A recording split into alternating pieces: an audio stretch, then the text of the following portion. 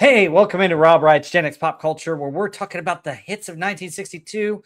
Whoa, a lot of dance music, a lot of it'll be an interesting song year to go over. But hey, we got a fantastic album, the Beatles' Rubber Soul, one of the greatest albums of all time. The UK version, because there's two versions of it. We're going to talk about that and more coming up next on Rob Wright's Gen X Pop Culture.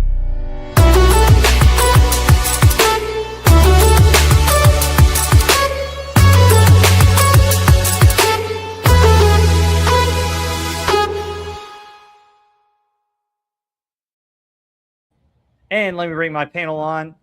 I think I sounded almost like a DJ right at first. Don't you guys think? Or at least I tried. Getting the cadence down. That Yes, 80s announcer voice. Yeah, I try. All right. Bring my panel up here. Agent Pepsi One, how are you today? Good. I've been cursing all week. Hell, I've been cursing all month. I gotta go back to work tomorrow, and I hate children. I hate them. I really do. I hate them. I hate students. I hate children. I hate their parents. Oh my God! I need a new job, but that's okay. That's okay. And you teach German. Years. Is it 10th, 11th, and 12th graders? Yeah, 9th through 12th, and I also teach honors history, honors world history. So, is that at least a relief with smarter students? yeah, I mean the history is really good because I have the best students, but they're all 9th graders, and they're yeah. Oh, they're trying to see what they can get away with. I mean, they're not. I mean, when I get them, like when I'll get them, this current batch for the fall. I mean, they're right out of junior high. So, that makes sense. Wow. You should try to tell bad jokes to them in German. Oh no! I might hate my job, but I need it enough not to do these things. Yeah. Well, leave on your own terms. Not on someone else's. That's right. Exactly right. Oh, Lord. Yeah. Heather, how are you? Oh, I'm hanging in there. It's pretty roasty, toasty here. Super hot. So trying to survive the heat. And, we do have a lot of kind of meh, crappy dance music for this year, 1962, but it's like Mozart and Beethoven compared to the loud blaring music that I heard on Friday night. Unfortunately, a friend was in town and was forced to go out Friday night to kind of a hot spot where all the cool kids go, and like every bar in the area was just blasting this god awful, I guess it's supposed to be dance music. It just was a monotonous, loud bass drum beat and occasionally some rapping over the top of it. So I didn't think this was a great top 40, but compared to that, this is all fantastic. So I hear you. It's funny. When I was coming out of college and my first couple of years, I was involved with the bar scene with a bunch of friends from work, and I've never been a huge drinker. So I was mainly a designated driver, but it's like we go to bars and then I couldn't hear anybody. And I was just like, how the heck is this fun? I have more fun when we're hanging out, right, pre-partying before going to the bars. Mm-hmm. And then at the end of the night, so like driving home back then. So this is before Uber, folks. Mm-hmm. And you had taxi cabs that were out there, and cab drivers were notorious for, oh, the light's turning yellow, we're slowing down or flatten stop. And you're just like, dude, can you not slam your brakes at a yellow light? I'm just trying to get that fee up there. Yeah. And I'm just like, what the heck? And then, I love Taco Cabana, but not at 2 a.m. I don't know, man. I don't know. These, they would have been kind of cool bars. Like not one of these bars had a dance floor.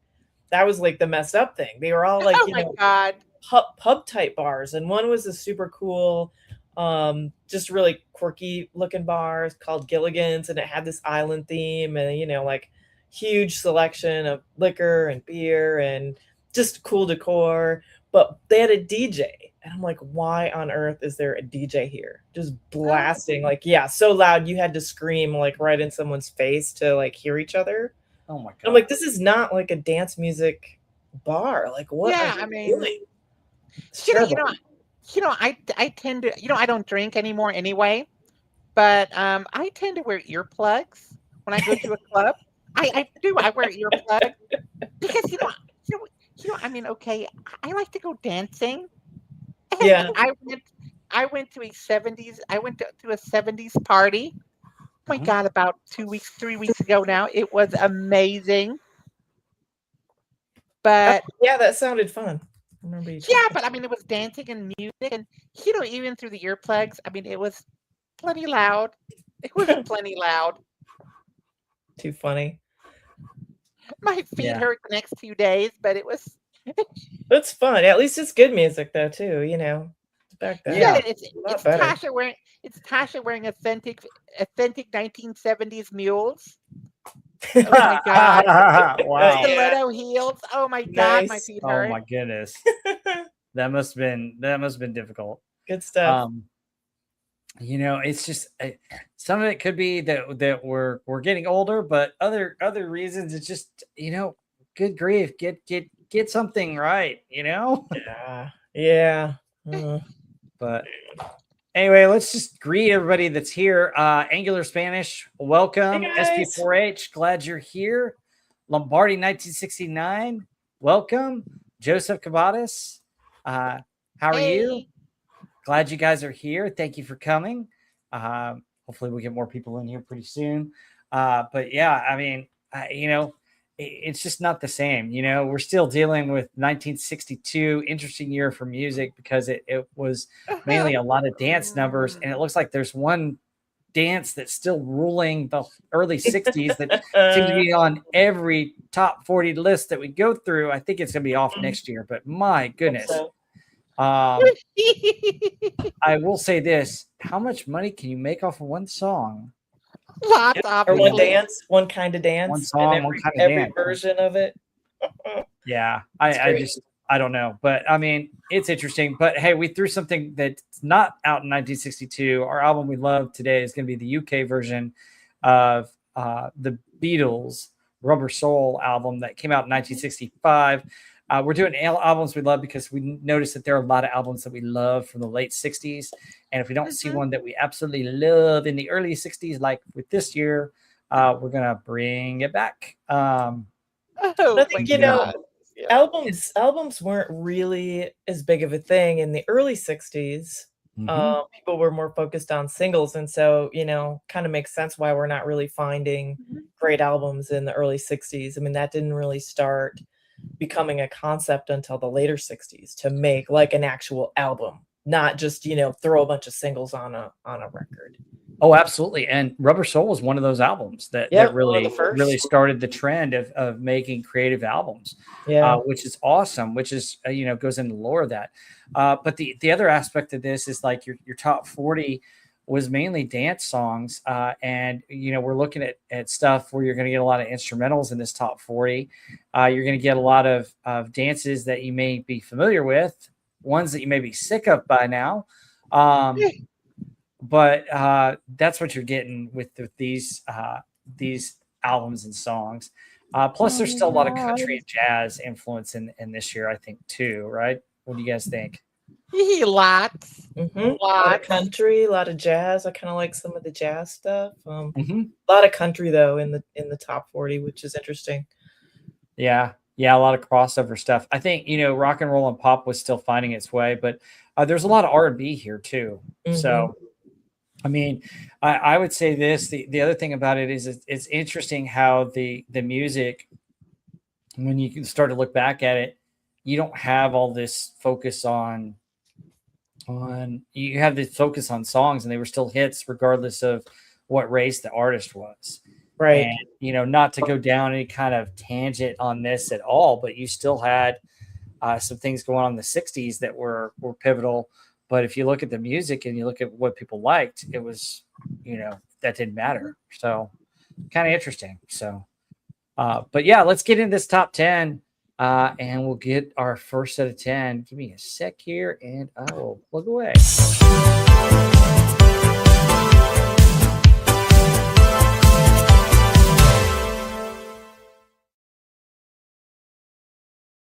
Okay.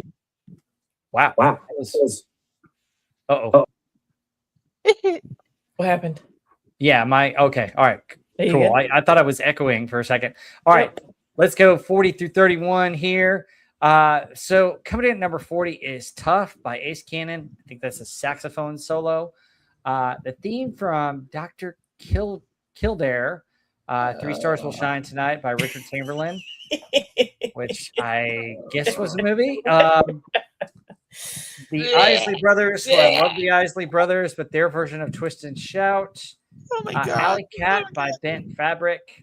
Cotton Fields by the Highwaymen, which is yet another country song. Party Lights by Claudine Clark. Almost sounds like a country song, but it's not. Love Letters by Ketty Lester. Norman by Sue Thompson. Sounds like Vera from Cheers. Dear Lady Twist by Gary U.S. Bonds. And Don't Break the Heart That Loves You by Connie Francis. All right. So who wants to tackle this first minute 10 as I bring these up? Oh my God. I think Agent Pepsi One wants to go. She's getting sick over there. Hold on. Oh my God. I mean, how is this possible? How is this possible? If you want to torture people, this would be the 10 to torture people with. Let's just start off with the theme from Dr. Kildare. Now, you know what? My mom used to love Richard Chamberlain. I mean, oh my God, she was like in love with this man. But all moms love Richard Chamberlain. I have seen episodes of Dr. Kildare on very late night reruns and on YouTube. It is terrible. What is that show about? It's about 2 doctors, basically. Richard Chamberlain played a younger one. It had like no production values. I mean, wow. It's like made dirt cheap. Oh my God! I mean, it had a theme song. I didn't even know that. Okay. I mean, I thought it was just something to pass time. This ding ding ding ding ding ding ding ding ding ding ding. Oh my God! What the hell? And it's number 39 on this list. Okay. Okay. Okay. I mean, okay. I'm okay. Twist and Shout. I mean, oh my God! It's that dance again. Mm-hmm. It's that dance again. I mean, okay. Well, that song was later made popular by the Beatles. Yeah. So at least it's a familiar song, and this is the first version of it. And I like the Isley Brothers, but my favorite song is not Twist and Shout by them. No, I mean, Alley Cat I've never heard of. Now, Cotton Field by the Highwaymen. That song was actually remade by the Beach Boys in the late 60s. I want to say 67, 68. The Beach Boys version is amazing. Mm-hmm. And that's off one of their first compilation albums called, what's called the 20 Golden Hits, something like that. Not greatest hits, but golden hits. Yeah, I mean, that's a great song. Party Lights, okay. I know what Miss Bardine wanted to do. She's into partying, good enough. But I don't know that song. Now, Love Letters, I've heard. That's actually a pretty nice song. Norman by Sue Thompson, it doesn't strike doesn't ring a bell. And Gary U.S. Bond, I love Gary U.S. Bond. I love it. I love the voice. But Dear Lady Twist is another. I'm sensing a theme of a dance here that's being worn out as we speak. Yeah, I mean, it is. But I mean, oh my God. Yeah. By the way, Agent Pepsi One, it's the 1970 album from the Beach Boys. That's Cotton Fields. Is it That they released. 1970? Okay. 1970. I just looked it up for you. Interesting. Okay. Yeah. Yeah, you see, I knew there was something there. Yeah, my dad used to have that. But yeah, then you have Connie Francis again. Oh my God. Okay. Yeah, I mean, what can you say? I mean, this is like the. I'm out in the desert here, folks. I am out in the desert. I am dying. I'm being parched by the sun. I mean, this can't be helped. This cannot be helped. All right, Heather, what do you think? Right. Yeah, I mean, it's pretty mediocre. This group, bad to mediocre, maybe. Tough. The instrumental I actually thought was kind of cool. I like the saxophone. I thought that was a pretty good song. I mean, I don't know, like, not that it's top 40 worthy, but I did enjoy it. I thought it was kind of cool sounding. That theme from Dr. Kildare, man, yeah, same thing. Like Richard Chamberlain, he was a heartthrob at the time. He's cute, whatever. Older ladies like him as Dr. Kildare, whatever. I had no idea that he sang too in the theme song for it. I mean, I knew he sang some songs, but yeah, I didn't think it was great. Not I mean, definitely not my taste. Twist and Shout, I like the Beatles version better. I think it's a little more rocky, rockin' sounding. But of all the Twist themed songs, I'd put it as one of the better ones, as it gets kind of repetitive. That Alley Cat song too is another kind of jazzy piano song, which I might not like it for a jazz song. I thought it was okay.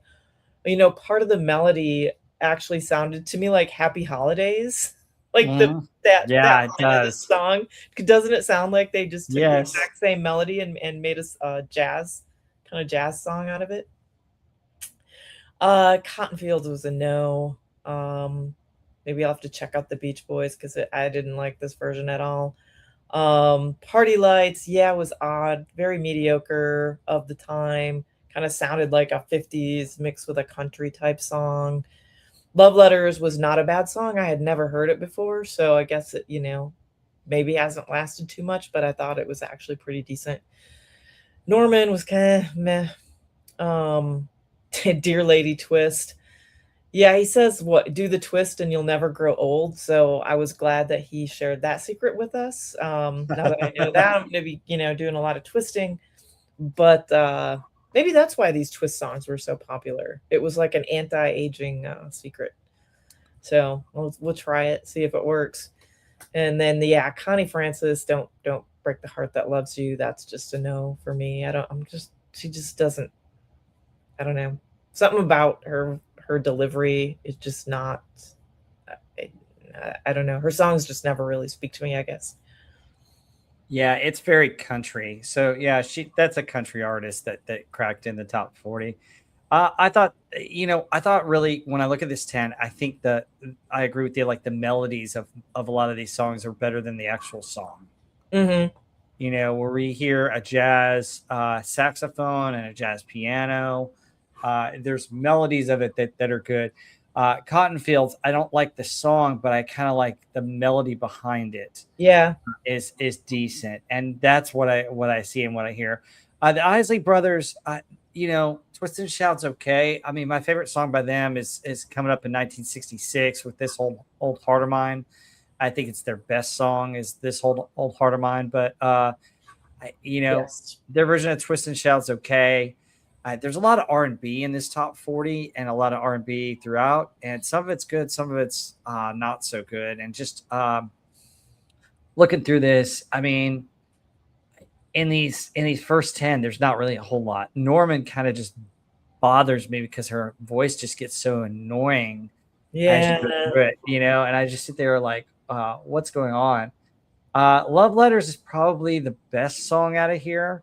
Party Lights is okay, but Party Lights is like, it's a story of her seeing parties and describing all the dances that are going on. And so, I see that as a song that they play at a dance where you you know, and she mentions the dance and you have to start doing that dance. And then she mentions another one, you have to switch, you know, something like that. Kind of like a novelty song. Okay. It almost feels like, but, you know, the rest of it just not quality. Go ahead. Yeah, you know, wait a minute. Are you saying there was more than one dance in the 1962? I thought it was just a twist. I didn't think anything else existed. Oh, I mean, we're gonna come on find now. out some other dances that existed then, but We got a you know, Watusi, don't we? The Watusi song we got the is in here Watusi, later. we got the mashed potato. Yeah. You know, we don't have the swim. I think that was before this time, but you know, The mashed potato. That's the worst thing. Oh God. isn't that the one where you Oh. angle your legs at it? You do your legs at an angle. Is that what that is? The mashed potato. I have no idea. I don't know that one either. Yeah. Yeah, so I can do the twist. Actually, I can do the twist. But Well, that's just twisting like Yeah. you twist like with your waist and you twist all the way down, right? Yeah, I mean exactly. The twist is pretty simple, I think. Exactly. That's why I can do it. Yeah. Yeah. Yeah, you know, it's better than my husband, who's only dances like the robot, and he's not very good at that one either. So, yeah. Yeah, crazy stuff. Well, let's hope the news is a little bit better as we get into it. So let's transition here to the news from January to June. Okay, hold on.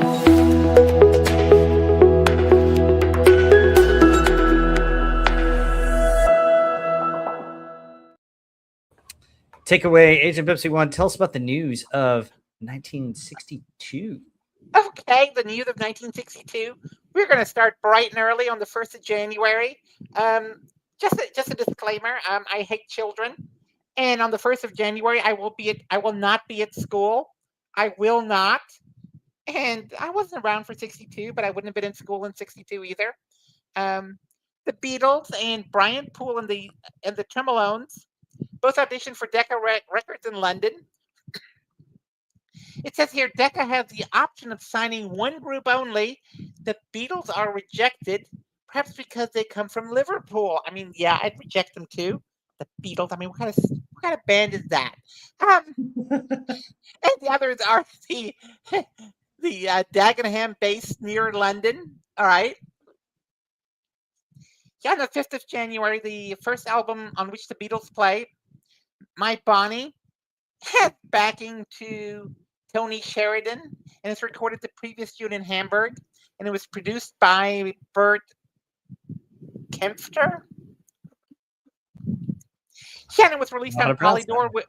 Was released on Polydor, which is actually a German record company. Mm-hmm. That was later bought, I want to say, by RCA, but yeah, on the 24th of January, Brian Epstein. I hope he's not the one that that the thing was about. Epstein.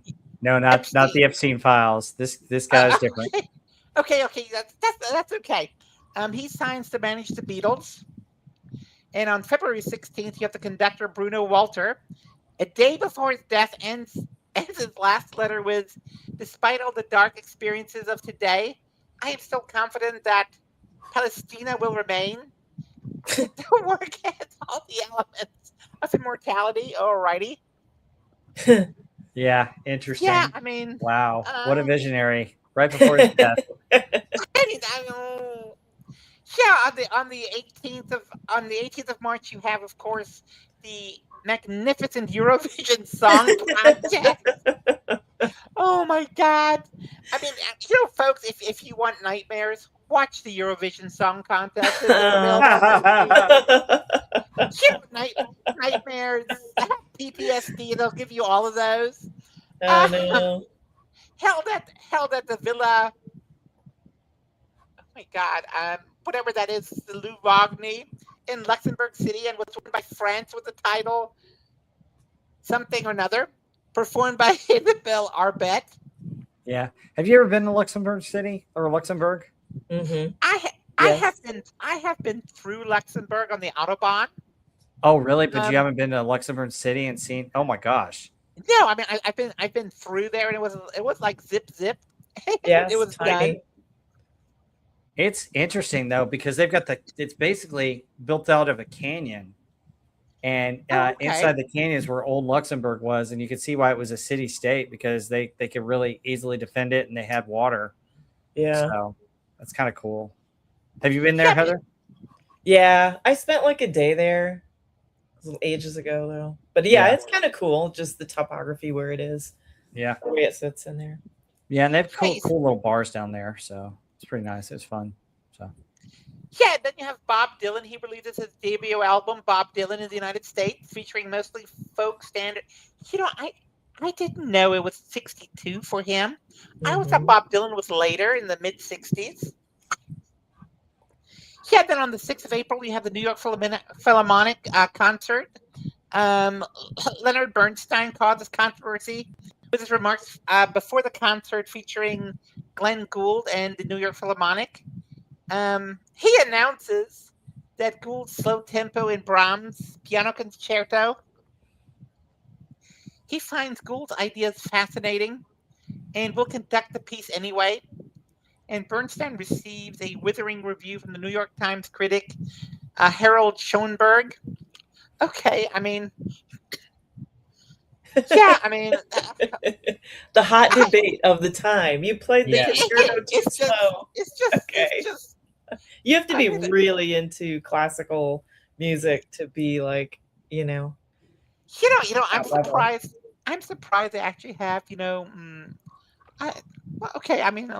The 7th of April, you have Mick Jagger and Keith Richards meet Brian Jones at the Earl Club, a blues club in London.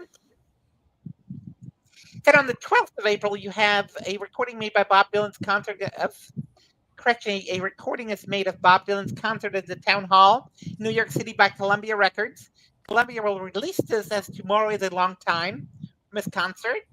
And on the 24th, you have Bob Dylan begins recording of Freewheeling Bob Dylan in New York.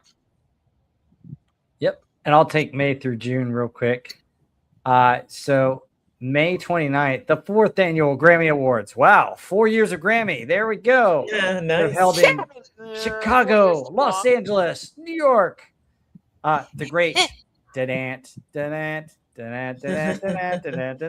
Mancini Yeah. wins the most awards with 5, including Record of the Year, Song of the Year for his song River. Wow, that was actually in tune for a change. Judy Garland's Judy at Carnegie Hall wins Album of the Year, and Peter Nero wins Best New Artist. Peter Nero? Yeah, I Okay. don't know who that is. I've never heard of this guy. I don't know. Maybe we should find out if he's Nero or Far Away in 1962. I don't know. Oh no. Wow, the puns just keep coming. I know this Where's guy. the buzzer? I know this guy. That guy's a software developer. He devised that Nero CD burning software 20 years ago or 30 years ago. That's him. Oh, sweet. That's cool. No, Well, I'm then- just making that up. Oh, maybe. Gosh, wow. Don't throw facts like that. All right, 2 more things, and then we'll wrap this up. June 6th, the Beatles play their first session at EMI's Abbey Road Studios. Wow, that's a famous place, made popular by them in London, having signed with Parlophone label on May 9th.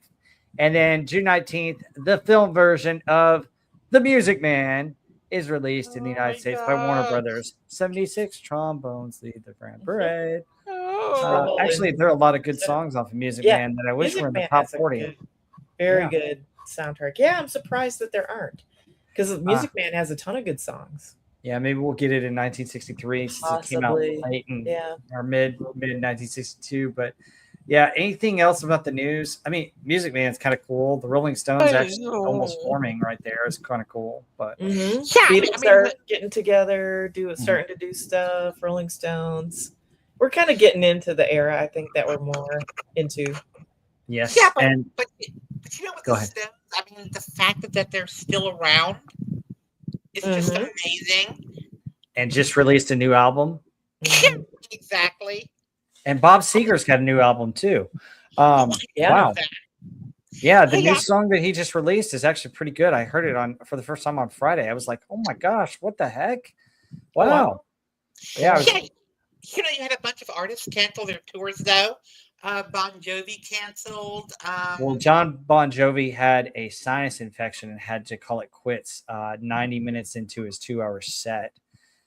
So that's what happened. And I know Lionel Richie had some medical problems that he's dealing with and had to cancel some Right. other stuff. So Yeah, I mean that's what I'm saying. I mean they're all up there in the years. yeah, they are.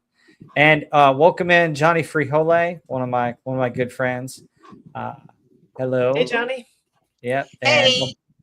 yep. And Joseph and Mary Cabadas are here. Welcome.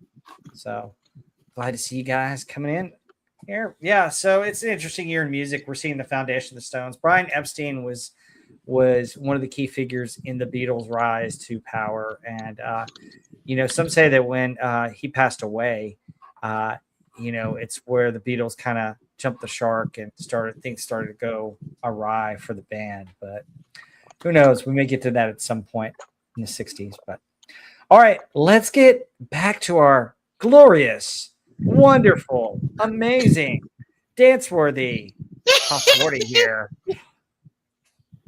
with the hits from 30 to 21.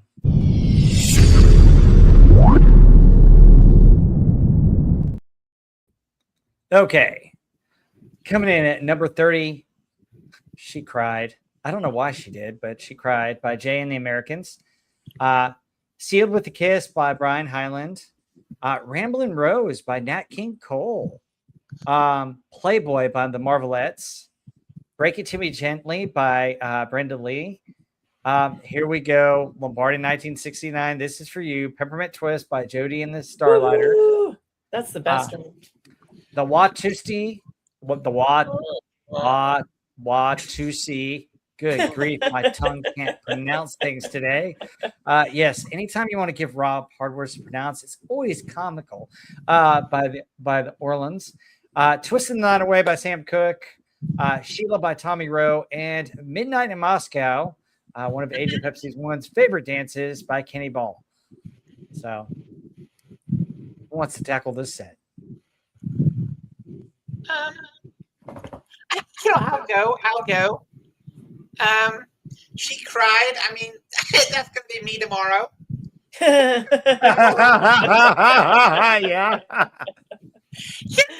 Well, at least you don't have the kids tomorrow. You just got administrative stuff, right? Oh my God. Yes, but I have all day meetings tomorrow, Tuesday, Wednesday, and then on Thursday, stupid convocation. Last year it was 3.5 hours of crap. Oh my gosh. I'm gonna cry tomorrow. I mean, it's just gonna be there. But this song is actually not bad. Mm-hmm. 29 Sealed with a Kiss is a beautiful song. I mean, it's really, really nice. Ramblin' Rose, I'm not a big Nat King Cole fan, but yeah, that's a nice song. The Marvelettes, Playboy, not bad. Break It To Me Gently, oh my God. Yeah. At this point, you don't want anything to be broken to you gently. Just give you the straight stuff, right? Yeah, exactly. Don't waste my time. Just I do have to say, I mean, the song Peppermint Twist sounds familiar, but I can't place it right now. I can't place the melody. The Watusi, oh my God, forget it. Sam Cooke, Twisting the Night Away. Oh, come on. I know the song, but oh my God. Oh my goodness. You did. Oh, no. We're.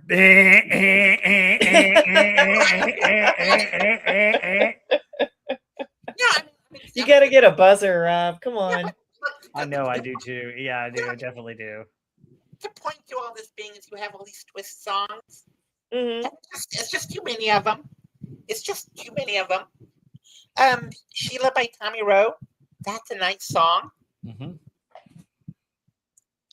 Yeah, I'm going to skip Elvis Presley because, yeah. Well, that's not coming up until There's no the next Elvis. set. Oh, yeah, that's true. But the last one, 21 Midnight in Moscow. Folks, just remember midnight in Moscow. It's lunchtime in LA. So interesting. Yeah, I mean, on that note, please do keep Krista Berg in your prayers. I understand that he is not in a good shape right now. Oh no, I didn't know Krista Berg was hurting. Yeah, I mean he's like 78. Oh wow. So, yeah, I heard he had like throat cancer or something like that. Oh my god, that's rough. At least that was on YouTube a couple of days ago. So yeah, I mean, he sang "Lady in Red." Yep. Yeah, but off his album, Man on the Line on 84, 85, he had a song that talks about midnight in Moscow is lunchtime in LA. That's where that lyric came from. Oh wow! So yeah, that's an instrumental song. So yeah, interesting. Cool, Heather. What's your take? Yeah, that Jay and the Americans, I listened to that because I remember my mom telling me that was like one of the bands that she liked when she was a kid, like, junior high or like high school time frame, I think. And God, the lyrics to that song were brutal. It's just like, oh my God, he just dumped her and she's crying and he's just kind of like, whatever. It's like, oh my God, Mom, you like this song? Holy crap. Maybe they have different songs that she liked, but that one was pretty harsh. Heather, I've been there. I have been there.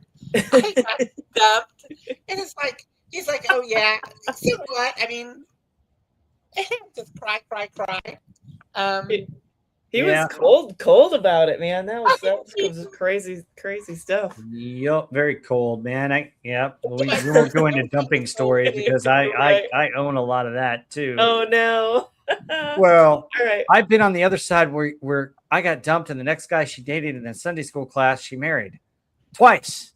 Well, that happens. That happens. Yeah, but it's not fun when you're that guy that the girls date and then dump and get married to the next guy they date. That just sets you up for all kinds of weird stuff. Yeah, so you need to find, the girls that Jay here is making cry, and then they need some consoling, and you could just move right in there. Yeah. But I hate to say it. I mean, this is 62, folks. So this is going to be what 62 years ago. No, 64 years ago. Yeah. I mean, Rob, they're a little bit too old for you. They're way too old for me. Yeah, let's not go into that. Wow, no. We're not into dating grannies. Well, hey, their experience.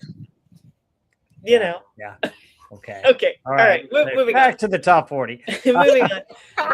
Sealed with a Kiss. When this came on, I was thinking like, "Hello, Darkness, My Old Friend." Just the way that their harmonies and it was melancholy. Yeah, it so much sounded like that. The Simon and Garfunkel version. I love the sound of it, the music and the melody. It just had such a cool melancholy sound. But man, like, listen to the lyrics. I'm like, kids, it's just the summer. Like, the lyrics are like, I'm not going to be able to see my girlfriend for the summer. I'm like, okay, kids, it's not the end of the world. It's like a few months. It was kind of funny because it was so like melodramatic just for like, oh, I'm not going to see her for the summer. I thought that was kind of funny. But it's a really pretty sounding song. Very pretty. Yeah, Ramblin' Rose. I was surprised. I hadn't heard that one from Nat King Cole. It was a little bit meh for him. I mean, his voice is great, but the song was pretty generic. Playboy. I mean, I like the Marvelettes, but it sounded a lot like, Wait a Minute, Mr. Postman, like almost the same type of music in the background. Brenda Lee. I just think she was kind of a poor man's Patsy Cline on this song. It wasn't great. Peppermint Twist is freaking fantastic. Of all the Twist songs, you can just throw out Chubby Checker, all that. Peppermint Twist is fire. It's the best dance song. It's got the cool guitar solo in the middle of it. That kind of sounds like the surfer type guitar music. I absolutely love that song. It's on the American Graffiti soundtrack. Just super cool, super fun. Watusi is a no for me. Twisting the Night Away. I mean, I love Sam Cooke. He's got a great voice, but I don't know. It's like everyone, let's try to capitalize on this, but it's not bad for the for one of the Twist songs. I think he's got a great voice. Sam Cooke's pretty cool. Tommy Rowe, that's a good song, but man, Buddy Holly, like talk about jumping on the Buddy Holly sound train for sure. Very cool drum sound in that song though. And Midnight in Moscow, I like too. It's another jazzy kind of instrumental song, and it kind of sounded like a fun cartoon should be set to it, like a Warner Brothers cartoon or something. It had that kind of feel. So not bad. I mean, this group of 10 is better than the first group, I think. Yeah, I mean, I agree with that. But Sealed with a Kiss. I mean, I love that song. I mean, I really, really do. It's just, it just seems to me, I'm remembering back when I was a teenager, and it's just, the summers just appeared longer. Yeah. And, I must have been 14, 15. I was dating this boy, and he was in the Boy Scouts, and he went to the summer camp. And it was like 3 weeks. I literally thought I was dying. He was gone all this time. Oh my God. Yeah, it is like when you're a kid, when you're young, it does seem like forever. I have to say that's the he was also the first boy I ever kissed. So How funny. So it was Sealed with a Kiss. So personal meaning to the song. Wow. Yeah, but I mean, it just seems to me that the summers. I mean, I know they weren't any longer per se, but they just felt longer. Oh yeah, for sure. Oh yeah. Well, I mean, usually it was Memorial Day to Labor Day. I mean, come on. Right. Yeah, I mean that's true. I mean, very true. Yeah, they've done a weird rearrangement of the school year to where it's all messed up now. Well, I think you guys get longer for Thanksgiving. You get a fall break, and probably longer for Christmas too. Yep, and a shorter summer. Just breaks. Yeah, I mean it's still 100. It's mandated by, I think it was federal law actually, that it has to be 180 days because that's when they give out, for students, because that's when they give out the federal grants. It has to be 180 days. So that makes sense. Yeah, I know my contract is for 187. Yeah. But I mean, how you divide those during the school year, that's the difference. Mm-hmm. All right, let me take my crack real quick. She Cried's okay. Sealed with a Kiss is a good song. It gets a little sappy though. I agree with Heather. Ramblin' Rose is just not Nat King Cole's best song. I love his voice, but I just didn't like it. The Marvelettes, Playboy, yeah, it does sound like Mr. Postman. Peppermint Twist is one of the probably Break It To Me Gently. I didn't really care for. Peppermint Twist is a great song. I love that song. The Watusi, it's okay. I just wasn't a big fan of it. I love Twisting the Night Away, but then again, my exposure to Twisting the Night Away comes from movies. So like Inner Space with Martin Short, where he's dancing to that. The other movie that's set in 1962, that's a comedy classic that we talked about before on this channel. It came out in the 70s, but it was set in 62. Features Twisting the Night Away. Do you know the movie that I'm talking about? Is it Animal House? Yep, it's Animal House. So it has great music, Animal House. Yeah. It's a great soundtrack. Yeah. Oh, absolutely. Absolutely. And that's where I think of Twisting the Night Away from those movies. So that's why it reminds me. Plus, I do love Sam Cooke, but I love some of his other stuff like Cupid.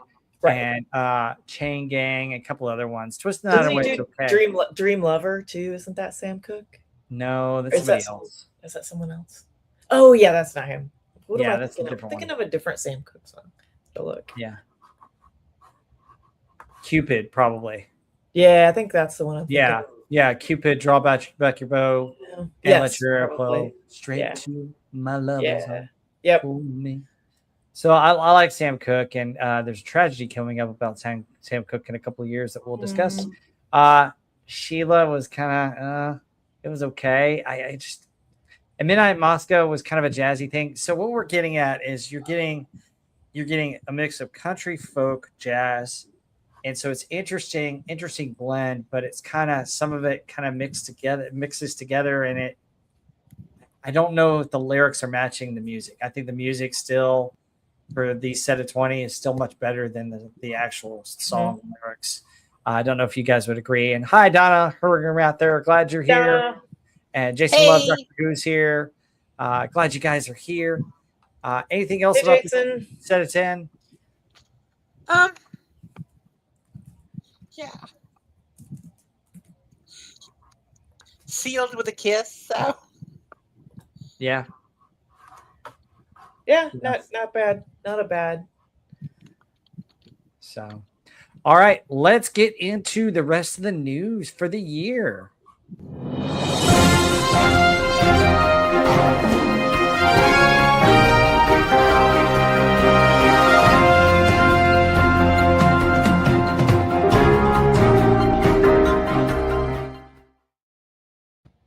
Okay, let me take you through a little bit of August here because we got a lot in August here. Robert Allen Zimmerman. Wow, that's two of my names right there. Legally changes his name to guess who Robert Allen Zimmerman really is? Bob Dylan. Bob Dylan. Yes, he changes his name to Bob Dylan in a New York Supreme Court. August 16th, a very significant thing happens. Who was the drummer for the Beatles before Ringo Starr? Does anyone in the chat have it? Yeah, does anybody have that in the chat? Nobody in the chat going once, going twice. All right, it was Pete Best. He got Wally pipped, which, if you don't know who Wally Pipp is, he was the first baseman for the Yankees before he got replaced by Lou Gehrig. And Lou Gehrig went on to play 931 games. Lombardi 1969 has it. Pete Best. So Pete Best got replaced by Ringo Starr. Yay. Let's see. The instrumental single Telstar, written and produced by Joe Meek for English band The Tornadoes, is released in the UK on December 22nd. It will be the first recording by a British group to ever reach the top spot on the Billboard Top 100 in the United States, providing the precursor to the British invasion. Interesting stuff, huh? Yeah. So August 18th, the Beatles play their first live engagement with the lineup of John, Paul, George, and Ringo at Hume Hall, Port Sunlight, UK. That'd be interesting to be there. Just to see their very first. Yeah. August 20th, Albert Grossman becomes Bob Dylan's manager. August 23rd, John Lennon gets married. Wow. He marries Cynthia Powell in an unpublicized register office ceremony at Mount Pleasant, Liverpool, with Paul McCartney as the best man. Yep. And what is the name of their child when they have their first child? Do you remember? Is it Julian? Yep. Julian. Yep, Julian. And what famous song is about Julian? That's the one he's playing piano, but he's playing guitar by the river. Hey Jude. Yeah, Hey Jude. Mm-hmm. Yep. Yeah, Sigvaldson had it, Julian. Yep, Julian and Hey Jude was a song for Julian. September 21st, the New Musical Express, the British magazine. Oh, wait a minute. You're going to do October and November, or are you going to do September? That's September, Heather. Whatever. Do you want me to start now? How about I do September 21st and 22nd, and then I'll let you go with 23rd if that works for you. Okay. Yep. Cool. All right. So September 21st, the New Music Express. Apparently, that was a very popular British magazine because I kept finding all kinds of different covers for that. Published a story about 13-year-old schoolgirls Sue and Mary releasing a disc on Decca, and adds a Liverpool group, the Beatles, have recorded one of their first hits, Love Me Do, for Parlophone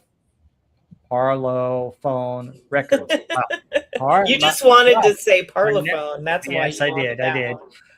Set for an October 5 release. And then September 22nd, Bob Dylan appears for the first time at Carnegie Hall in New York City as part of the Hootenanny. And yes, I actually knew what that word was before I tried to pronounce it. And if you ever see Hootenanny out there, you will know that you'll be stunned by how it's spelled, including the first public performance of A Hard Rain's Gonna Fall. Heather, do you want to take it away? September 23rd through the rest of the year? Sure. All right, you just didn't want to talk about this Philharmonic thing. That was long. No, I didn't. I'll leave the Philharmonic crap for you. All right, opening concert at New York Philharmonic's new home, Philharmonic Hall at Lincoln Center for the Performing Arts, conducted by Leonard Bernstein and broadcast live on television across the United States by NBC. The opening work, Aaron Copland's specially commissioned Connotations, sends shockwaves through the world of music. Wow. Other commissions featured include Darius Milhaud's Overture Philharmonique and Samuel Barber's Andromach's Farewell for soprano and orchestra. The following day, John Browning premieres Barber's Piano Concerto at the venue, and on October 4th, William Schumann's Symphony No. 8 is premiered here as well. October. Oh, go ahead. Don't know enough about classical music to say anything. Yeah. I mean, I don't know. Kind of Samuel Barber's a little bit more modernish. So it's not like it was Mozart or Beethoven. I don't know. Maybe that's why it was somewhat controversial. I don't know. I did play tuba in junior high. Yeah, but anyway, just imagine if you can time warp yourself and replace your sheet music with stuff from Deep Purple or AC/DC. That'd be pretty funny. That would be amazing. So you'd like to hear a full orchestra do Smoke on the Water? That would be amazing. I mean, that'd be pretty cool. Yeah, that would be awesome. Honestly, I'd love to see classic bands with a full orchestra. I think it's good. Like the Metallica thing. I saw Robert Page, Jimmy Page and Robert Plant with an orchestra. I mean, I think it but it ruined Kashmir. We won't go there. But the Eagles, when they did Hotel California, they had a full orchestra, and that was badass. That was awesome. Yeah. I thought it was okay. I thought Kashmir was okay. I don't know that they've ever done a great performance of it live. Other people. I don't know that you can. That's a hard one to do live. Yeah. I don't know. Jimmy gets too indulgent on the guitar a little bit, but yeah. Anyway, let's carry on here. October 5th, the Beatles' first single in their own right, Love Me Do, and flip side, P.S. I Love You, is released in the UK on EMI's Parlophone label. October 14th, Italian tenor Sergio Franchi makes his American TV debut on The Ed Sullivan Show. On October 17th, the Beatles make their first televised appearance on Granada Television's local news program, People and Places, in the north of England. On October 20th, Peter, Paul and Mary's self-titled debut album reaches number 1 on the Billboard 200 album chart. On October 21st, Sergio Franchi makes his American concert debut at Carnegie Hall, Sans Microphone, promoted by Saul Hurrick. On November 11th, Ken Russell's film Elgar is shown in BBC Television's Monitor series in the United Kingdom. Yeah, he's a weirdo. Joan Baez has all her first 3 albums on Billboard charts on their way to gold status. 2 Pete Seeger classic songs reached the Billboard pop charts. Where Have All the Flowers Gone, recorded by the Kingston Trio, reaches number 21, sorry. And If I Had a Hammer, recorded by Peter, Paul and Mary, reaches number 10. The first American folk blues festival initiated by German promoters tours Europe. Artists include Sonny Terry, Brownie McGee, and T-Bone Walker. Its only UK date, the 21st of October at Free Trade Hall, Manchester, is influential on the British R&B scene, with the audience including Mick Jagger, Keith Richards, and Brian Jones of the Rolling Stones, and with Jimmy Page, John Paul Jones, John Mayall, and other musicians, and with the second show filmed and shown on independent television. So I guess that was a big influence on a lot of these guys who did R&B influenced rock and roll, apparently. Yeah. When we get to one of the songs in this next set of 10, there's our harmonica player that influenced the Beatles and several others. Yes. Yep. See, Georges Auric becomes director of the Opéra Nationale de Paris. Andre Holder's book, Since Debussy, makes controversial claims about the importance of Jean Baroque as a composer. It's an odd one. Jose Manuel Calderon becomes the first Dominican musician to record bachata at the Radio Televisión Dominica studios. The Spokane Philharmonic Orchestra becomes the Spokane Symphony. Delita is named Calabrian Citizen of Honor and receives the Radio Monte Carlo Oscar with Johnny Halliday. Paul and Paula make their first appearance together while attending Howard Payne College in Brownwood, Texas. The mashed potato is a popular dance craze with several songs based around the style. I looked it up while we were talking about it, and it's pretty dorky looking. It kind of looks like a weird Charleston, only just a little more spastic. Yes. Just super goofy. Anyway, the Gulbenkian Orchestra is founded originally as a 12-piece chamber ensemble. The Orquestra de Câmara Gulbenkian in Lisbon, Portugal. Okay. Lou Harrison visits Taiwan. On his return, he forms with William Colvig, Richard D., and Lily Chin, the first American ensemble to play traditional Chinese music. Sergio Franchi is signed to an RCA Red Seal recording contract in London by Norman Luboff. I guess we're going to have to look up Sergio Franchi. I mean, I don't know who he is, but he's been in the news like multiple times. So He must have been someone noteworthy. Yeah, it seemed like a lot of these classical conductors were fighting each other. Yeah. There's some real stuff here. But just want to mention Paul and Paula. They were both from Texas. And their real names weren't Paul and Paula. Those were stage names. And they had the famous song, Hey, Hey, Paula, I'm going to marry you. Okay. Which it didn't really get released and come out until 1964. It was actually about named after Paula, who a friend of his was going to marry. And apparently the two broke up and went their separate ways and married different people and came back together later on in the 80s and 90s to do versions of the song. But they were a couple for only a little while and had that one big hit, but kind of interesting. So, hey, Jason Love, I'm not saying that Kashmir is a bad song. I think it's an awesome song. We were just talking about live versions. Was better. And I mean, I don't know that they've done a great job with it live ever. Rob thought the classical orchestra behind it ruined it, which I kind of disagree with because I didn't think they did it great live without the orchestra. So I just didn't like the Page Plant version of it because they added the Moroccan, some other stuff with it. Right. The recorded album of that, they had a lot of Moroccan influence on a lot of the songs. Yeah. Like just the percussion section. Mm-hmm. But the live performance was really good. When they do, I went to see the live performance of it. It was really good when they actually performed it. So you went and saw Page and Plant when they toured? Yes, with the orchestra. Wow. Okay, so it was better live. Yes, better live. It's like I just watched the special on MTV. And it wasn't good. No. I saw it live at when they toured, it was actually really awesome. Okay.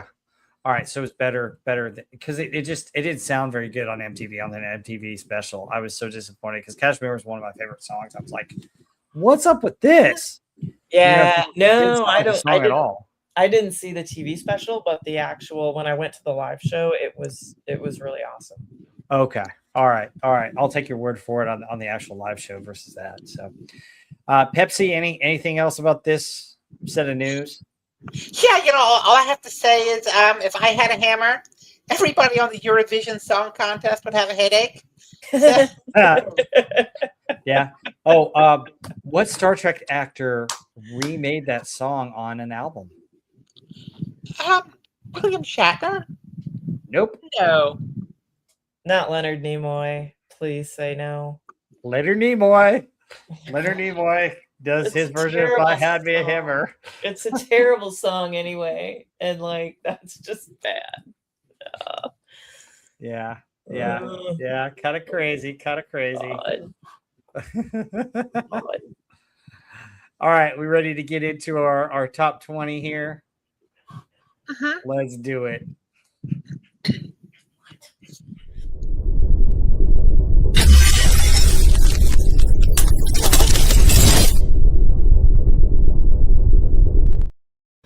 kind of jarring breaking the glass like that, but yeah. Number 20, Good Luck Charm by Elvis Presley. Mary Wells tells us about the one who really loves you. Interesting.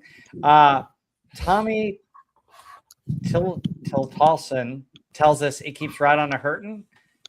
Chubby Checker and Dee Dee Sharp with, guess what? Another twist song called Slow Twistin'. I don't know how many twist songs is that now. Is anybody keeping account? Like 8 or 9. Yeah. Claudette King gives us Wolverton Mountain. Neil Sedaka tells us that breaking up is hard to do, the original version. Freddie Cannon talks about Palisades Park, and yes, I pronounced that correctly. Gene Chandler has his big hit Duke of Earl. Dion with The Wanderer, and Bruce Channel with the classic Made Right Here in Grapevine, and then later Fort Worth, Texas, where it was recorded, Hey Baby. All right, who wants to take a swing at this set? Yeah. Pepsi, want to go again? Okay. I'll go again. First things first. I mean, Elvis Presley. Oh, no. Yeah, I'm not an Elvis fan, but those who are, I can't judge on this. I just, and of course, number 19, the absolute classic, the one who really hates you by Natasha Marie Bell. That's what I'll be tomorrow on Friday. But no, serious business. The one who really loves you is actually a really nice song. I like it. I mean, that is a really nice song. It's a heartfelt song. The song of sorrow. Yeah, and the next one, it keeps right on a hurt. I'm not sure I've ever heard that one. Slow Twisting, of course, is something. Yeah, I mean, it's another one of these twist songs. It's just. I mean, it's just. I don't know how to describe it. It's just not there. Wolverton Mountain. I'm not sure. I am not sure if I heard that one either. Just skip it. You don't want to. Yeah. Skip it. Breaking up is hard to do. Now that is a beautiful song. Neil Sedaka is completely wrong on that one. Breaking up is easy to do. It doesn't mean it's painless. It's really easy to do. Palisade Park is beautiful. Duke of Earl, I'm not a big fan of it. I've heard, of course, The Wanderer by Dion is a beautiful song. And finally, Hey Baby. That's a good piece too. That's a good piece. I like that one. But of all these, I have to say Breaking Up is Hard to Do is the one that I would be leaning towards as the best of these. Yeah. All right. Heather, what do you and Callie think? Yeah, Callie's making an appearance. This one piqued her interest. She said she loves Elvis, man. She's ever since that Hound Dog song, she loves it. It's all over it. Yeah, I like Good Luck Charm. It's not one of his best, but I like Elvis. Anything that he sings, I can get into. Some of these are kind of meh. That Wolverton Mountain, I mean, that was a pass. That was just a weird story. I guess the dad don't come date his daughter or something like that because he's got knives and guns and whatnot. It's bizarre. Breaking Up is hard to do. Neil Sedaka, I love. It's funny. I love both versions. I love this version, which is a little more upbeat, and then I love the one that he did later where he slowed it down. I think the slowed down actually kind of fits the lyrics better because it's kind of a sad song, but this upbeat one is fun. Neil, he doesn't look like he would sing this. Like when you look at him and you listen to this, to me, he's like someone who doesn't look like his voice would sound like this to me. But great. And I love the, he just was kind of making up that come that part because he couldn't think of any lyrics. So they were just kind of improvising, and turns out to be kind of an iconic piece of the song, which is interesting. The Wanderer is one of my favorite songs on here, man. I love Dion. he's got just that perfect little bit of rasp in his voice, but then he can just sing really clear too. The sax in there, just kind of rocking part is so catchy. I don't know. I think Dion has so much charisma. That's probably my favorite one on here. Interesting note. The Wanderer, whoever wrote it, they were going to give it to another group who turned it down. And then this song, The Wanderer, was actually going to be the B-side to a different song, but the DJs played them and they liked this one better. And so this one is the one that actually caught on and was popular. So good choice by the DJs to actually to play the better song, because it's fire. I think it's great. Hey Baby, Bruce Channel. I love that one too. That's such a fun one. It does kind of always remind me of Dirty Dancing though, kind of the dancing on the log. And this is the one you were talking about, the harmonica, right? The guy who plays the harmonica on here met John Lennon on tour and gave him some tips on how to play the harmonica, and inspired Lennon to add harmonica later, which he put on like Love Me Do and Please Please Me, which is you used it quite a bit later. So pretty cool. And I Should Have Known Better is another harmonica song that doesn't get talked about enough by the Beatles. But yeah, it's all came from Hey Baby. So Good Luck Charm is an okay song. One of my friends, Ron Hall, actually sings that song very well. He's done it on karaoke nights, and he does a good job with that. He does a good Elvis. But the one Who Really Loves You, Keep on Hurting, Slow Twisting, Wolverton Mountain, there's like a set of like 4 right there that are kind of And I got to that one. I think 11 through 15, or I was like, wow, this is really, really good stuff. And then I hear the rest of it. Callie. She's excited now. Callie. Sure, you talk about Elvis again. Yeah. Yeah, no kidding. But yeah, those four were downers. But Breaking Up Is Hard to Do is a good song by Neil Sedaka. And yeah, it sounds like very, very the music is very upbeat, and you're just like, dude, it doesn't match the lyrics at all. Right. I thought Palisades Park was actually a pretty groovy tune. I thought that was very 60s. It's the time period is good. I mean, Duke of Earl, I think the problem with Duke of Earl is just it's played too much. Everybody knows the song. I think it's a good song. I like how his voice hits the high octaves in that. He's got a great voice. Great voice, but the song's just kind of like it's almost a cliche already. Just The Wanderer by Dion is an excellent song. I love the guitar and the sax. I mean, it's just it's fabulous. Dion just had a bunch of hits in a row that I think were just fantastic. And then Hey Baby, I love this song. Growing up going to TCU games, they used to play it all the time. Of course, TCU is located in Fort Worth, so they would play it all the time. And it's interesting that there are several songs and a lot of music in my neck of the woods that I don't even know about the history of until I started diving into us doing some of these songs and listening to them. And it's like, wow, this is the history of the area. And the thing with Dallas Fort Worth is we don't necessarily celebrate some of the history of some of that stuff. We always, tear down and build back up is kind of the history of Dallas and a little bit of the history of Fort Worth.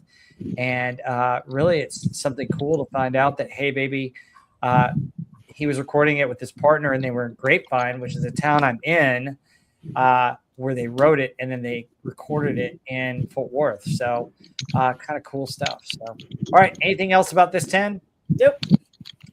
Probably the best of the group that we've heard so far, but we'll get in the top 10 in a minute. Let's find out what the best of the rest, if there's anything out there that's good, next.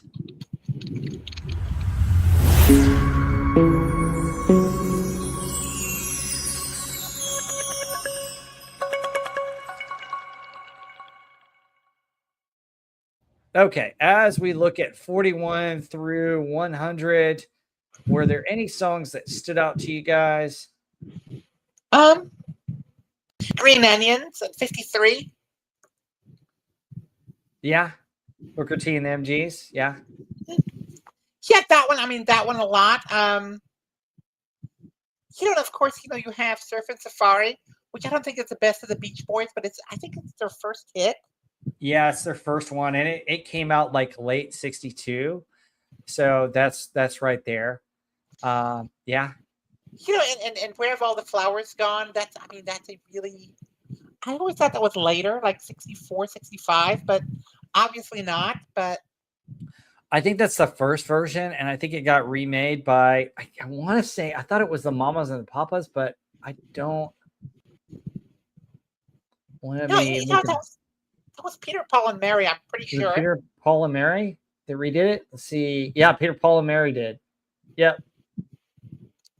Yeah, but other than that, it's just, oh my God, more twist songs. Oh Yep. God. Yeah, it was a little bit crazy. Anything else that you liked? Not really. I would say, Surfing Safari was great. If I Had a Hammer was Peter, Paul, and Mary, one of their first big hits. Gene Pitney, Town Without a Pity. That's a good one. That is. I a thought good that one. was a good one. You're right. Wherever All the Flowers Gone is a pretty song. Let's see. The Man Who Shot Liberty Valance. That is Yes. Interesting. And just number 68. That is not the David Bowie version. No, it's not the David Bowie Let's Dance, but that's a good song. That's that's a popular song that I like the keyboard on that song. So I think it was almost popularized by a few other ones. She's Got You by Patsy Cline is in there. One of her last hits. Let's see. Did you guys do Green Onions? Did you? Yeah, That's freaking awesome. Yeah, Green Onions is great. Makes me think of American Graffiti and just driving around in cool cars. Plus, Booker T and the MGs is such a cool name. Oh yeah, absolutely. Sherry with Frankie Valli's. Yes, I love that song. It's a great insane voice, right? His unnatural voice. I can't believe he's still touring in his 90s. Oh my gosh. Oh my God, that guy, something else, machine. Elvis, Can't Help Falling in Love. You have that one up there too. Yeah, that's a great one. Baby It's You by the Shirelles, I think is a good song. Speedy Gonzales by Pat Boone's a weird song, but it's got its melody was taken later on by a couple of others. So Things by Bobby Darin. Did you talk about that one? No, that's not yet. A great one. Yeah. Oh, are you going down back like from 100 up? We go either way. I was going back to 40 through that, but yeah, whatever one stands out to you. Yeah, Things by Bobby Darin. He has such a sweet sounding voice. Oh yeah, great song. Oh, I have to pull out the one right before it. Ahab the Arab by Grace Stevens. You know that song? Yeah. My parents introduced me to that song. I think that's a funny song. That's the beginning of the parody stuff, and Ray Stevens is well known for it.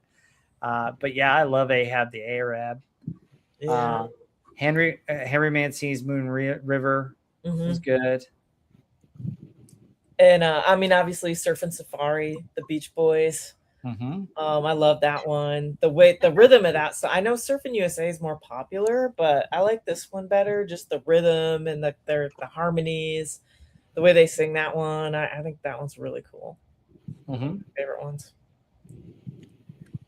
I have a funny story though about Pat Boone. I don't know if I've told this, but I might have told it before. God, this was in the late 90s. It might have been 2000. My grandmother, my paternal grandmother, she had this, I think it was a big Lincoln, but it had this CD player in the trunk. We had these cartridges where you could load it with CDs. Do you remember those? Yeah. I used to have one in my Ford Explorer. Yeah. She loved Pat Boone. And Pat Boone put out this metal CD where he did remixes. Yes, he did all the metal songs. That was funny. So I knew for a fact that she had no idea how to load the CD player. So I filled her entire CD player with copies of this metal. Oh, that's hilarious. You know, I mean, every single slot was taken up with this metal CD. Funny. So Jeez. Nice. Yeah. I also I absolutely love this song by Ray Charles, and I thought it should have been higher, way higher. You Don't Know Me. It's such a beautiful song, and I think Yes. Ray Charles sings it really well. It's one of my favorites. Also like the Sam Cooke song "Having a Party." I think that's a good Yeah. one. Did you get Shout? Another Animal House song? Yeah, Shout was in there. Also, you got "What's Your Name" by Donna Juan. I don't know if you guys know that. Um, Mm-mm. I don't think I know that's that a good one. Shout, shout, knock yourself out. um, the Everly Brothers had "Crying in the Rain," which is okay. You mentioned Pat Boone. Speedy Gonzalez is popular. Uh, "Baby It's You" by the Shirelles. "Young World" by Ricky Nelson's okay. Anything else stand out to you guys? Mm-mm. Yeah. Oh, hey, I did have a note on Sherry, the Four Yeah. Seasons.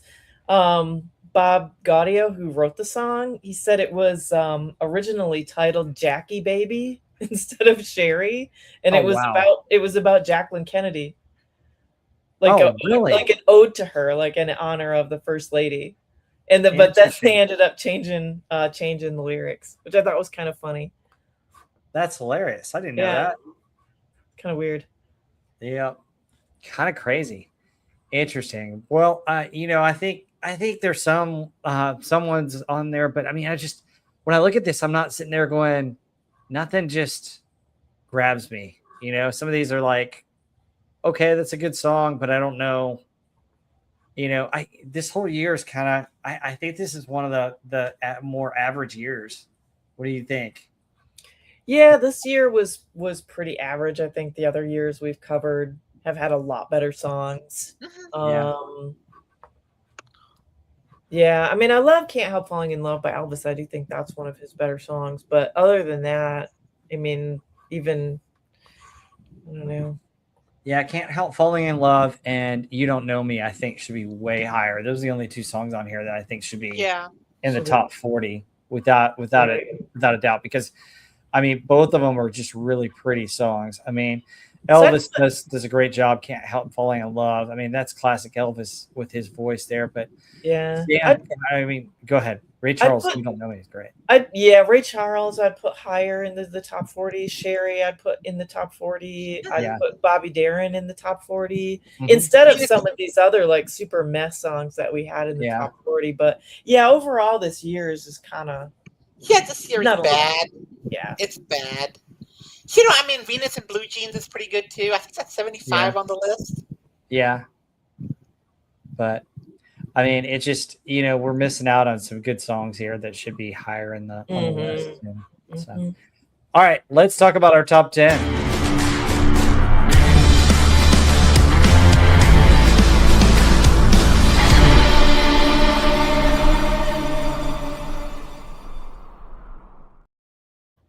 Okay, top 10. "Soldier Boy" by the Shirelles, and then number 9 is oh my goodness, again with the twist by Chubby Checker. "How Much Money Can You Make Off of One Song?" Yeah. Anyway, "Let Me In" by the Sensations is number 8.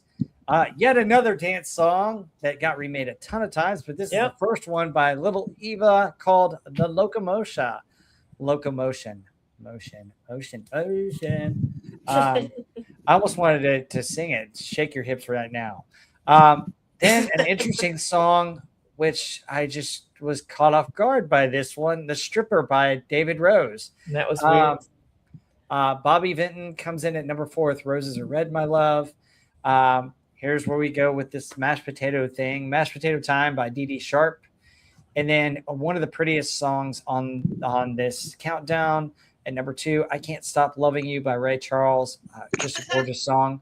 And then "Stranger on the Shore" by Acker Billick, which is all on clarinet. Interesting song. Probably a good slow dance song, but Who wants first crack at this top 10? Yeah, you can go ahead. Keep the same order. All right, go for it, Asian Pepsi one. Okay. Yeah. I mean, oh my God. I mean, what can you say about these songs? What is there to say about these songs? I mean, I mean, okay. I mean, Loco-Motion is beautiful. I mean, that is a great song. Mm-hmm. I think there are better versions of this song than this one, but it's a good song. Mm-hmm. Mm-hmm. The stripper is interesting. I just saw what Rob put up there on the thing. I mean, I personally am. I'm kind of partial to thigh-high stockings myself, but I wouldn't call myself a stripper.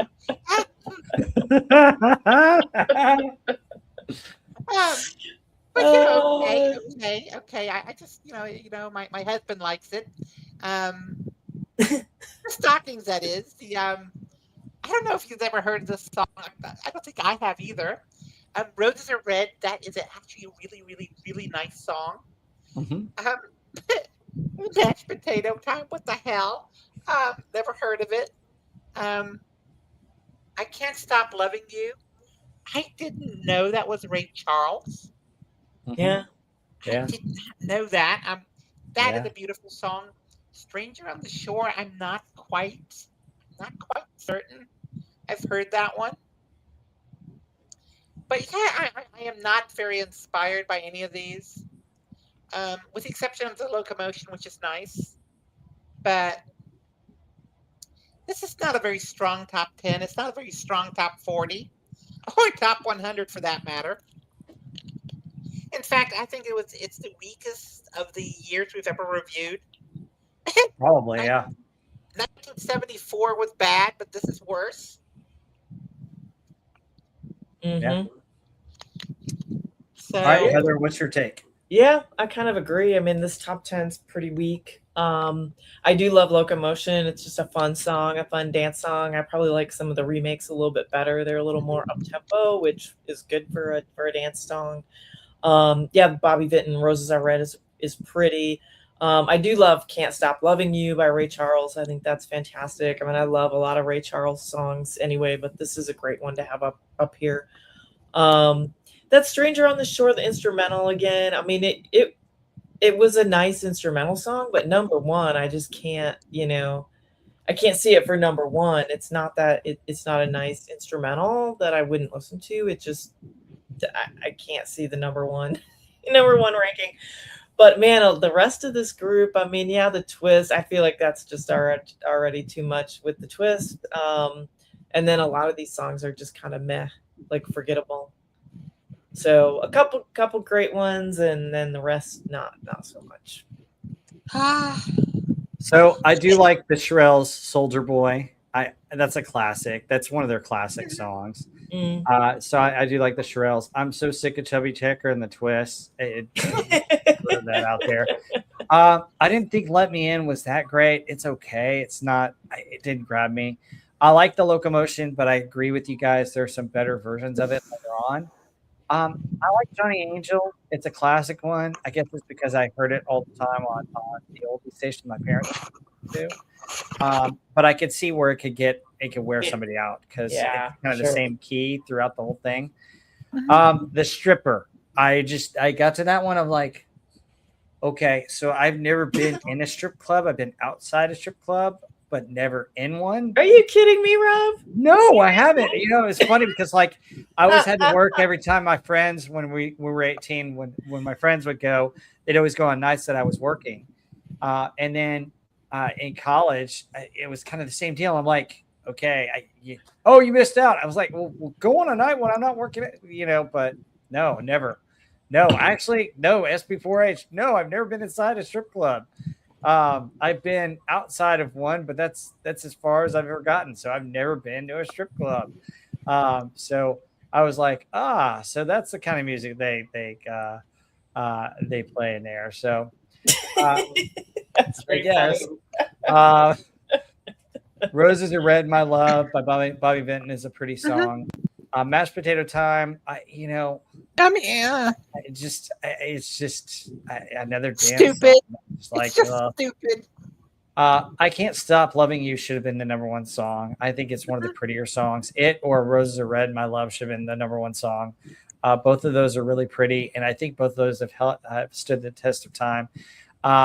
Strangers on the Shore, it's an interesting song done on clarinet, but it's probably that prom song that's a slow dance song, Anyway, anything else on this top 10? I think probably the best two are Roses Are Red, My Love, and I Can't Stop Loving You. But I just for me, all these girl groups like the Shirelles. I mean, I'm sorry, but most of them sound alike to me. They're just not. They're just. I mean, it's the same. It's the same theme. It's the same variation. It's the same sound. Mm-hmm. I mean, there were some. I mean, there were some that are better than the others. The Supremes, for example. I mean, they differentiated themselves, but the others. I mean, there's one that I've heard. I mean, they had these. I don't know who the singer was, but she had this really, really, really screechy voice, and it's just, oh my god. I mean, they all sounded the same. So, I think though we're still in the stage of 1962 where they're trying to crank out singles, and I think everybody just kind of copied each other, and that's where you're getting into some of this type of stuff.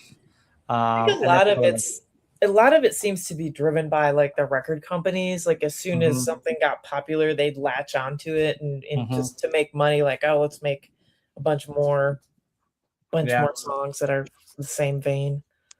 Yeah, I think it's one of those things also, where everything's the twist and a variation of the twist that we're seeing.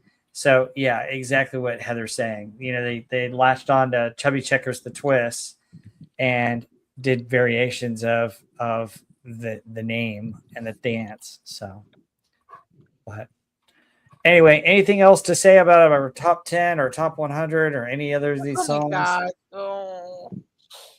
All right, let's get to the album we love.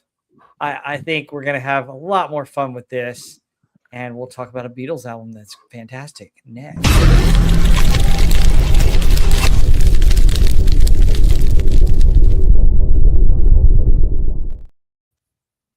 Okay, so folks, we didn't find a album from 1962 that we love, but we know that there are a ton of albums that we love from the late 60s. So we decided to bring up one of our favorites for the 1960s, and it's one of the Beatles classic albums, Rubber Soul. And we're doing the UK version. And did you guys know that there were more than one version of this song or this album? There's a UK version and a US version. Yeah. Did you guys know that? I think I told you that. I think I told you that, didn't I? Yeah, you did, Heather. Heather's the one that, folks. Heather knows a lot of stuff, and she's like, make sure it's the UK version. I'm like, wait a minute, there's a difference? And so that's when I had to look this up. And thank you so much for bringing it to our attention. I think this is actually the standard now. Like, if you just look up to get Rubber Soul, I think this is the one you get now. I think. But when they first came out, like, I don't know, the Beatles catalog is so frustrating to me, like, especially the US releases, because Capitol Records here in the US, as they were releasing, starting to release in the UK, and they had a different record company in the beginning, but they wouldn't release them the way that they were released in the UK because there were a lot more songs on them than what they had here. And so they'd break them up and they'd be like, okay, well, let's just take this song, these many songs from this album, and then there's a few left. Oh, well, let's repackage it and then, put those extra songs and then, some covers. And so they just kept, they kept doing that as they'd go along. Capitol Records would repackage these different song combinations and not release their records the same way as they were released in the UK, which I think is kind of irritating because it kind of messes up their catalog here. If you look for old records, right? If you look at the old old versions. But yeah, I think this version, is so much better because it's a more rockier version. And they tried, the US version, they're kind of trying to make it like an acoustic folksy type record. I think the reason they did that is because, the tastes in music were different. This is before the British invasion. Well, this is actually in the middle of the British invasion. Yep, 64 is when it started. Yeah, the tastes in music were a bit different, and it's always lagging. The current taste is always lagging. No, what I'm saying is you have the current taste, and then you have stuff that's released by the record companies that's always lagging towards that taste. So the record companies are always behind a little bit. And I think this is exactly what you saw here. Yeah. And here's the thing. It was released in the UK on my mother's birthday on December 3rd. It's also my brother's birthday, but he wasn't born yet. So you had 14 tracks on the UK version, and then US in January 66, when they released it, they cut 4 songs and added 2, created 2 different differences. So they added I've Just Seen a Face and It's Only Love from the Help album, which was the previous album, which kind of seems kind of odd that they would add something that was already released on another album. Because it wasn't released in the US. Because again, they did the same thing with Help. They cut songs from that were on the UK version and didn't release it on the US version. So they have those cut versions. They put them on that. They kept doing this all through, there's like a lingering effect that they did from their initial records because they wouldn't release an album with 14 songs. They'd only release it with 11. But what drives me nuts is what they removed. Can you believe this? Heather and Agent Pepsi 1, they removed Drive My Car, Nowhere Man, What Goes On, and If I Needed Someone. Now, the first 2 were big hits. Nowhere Man's actually on both. It's not on the US version. It's not. It is. No. It is. No. It is. Look. If you scroll down, it is the first thing on. It's right across from "I'm Looking Through You." Oh, it was released later on later versions. Okay, on later versions, but when it first came out, I'm sorry. Okay. When sorry it first came out, it was not. Yeah, I'm sorry. But "Drive My Car" is it's an amazing song. I love that one. Mm-hmm. Here in a Nowhere Man, it's beautiful. But it's just. But I think it's because of the differences. Hey, folks, I have to go. Yeah, I'm gonna let you say what you need to say, and then Heather and I will go through this album.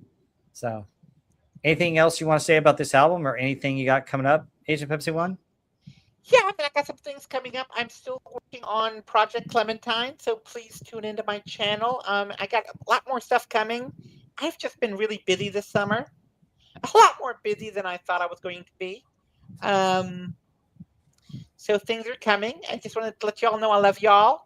And hopefully we can do 1963 next month or maybe in 6 weeks. Yeah. And I'm looking forward to that. Cool. Yeah. And, I just hope it's better than 1962. And, and one more thing. With Telstar, there was a band called the Spotniks. They did similar music. And they did a cover of this, which is actually better. So. Interesting. Yeah, really? But I think it was later, though. I think I think their cover was like 64, 65. But. Yeah, anyway, folks, interesting. You all had a very, very good one.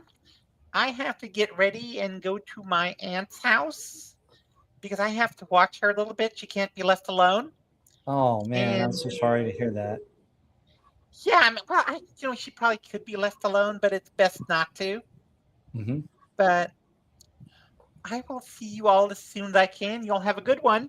Night. Yes, and by the way, guys, I put the link to Agent Pepsi 1's channel in the chat. So go look her up and subscribe. So yes, please subscribe if you haven't already.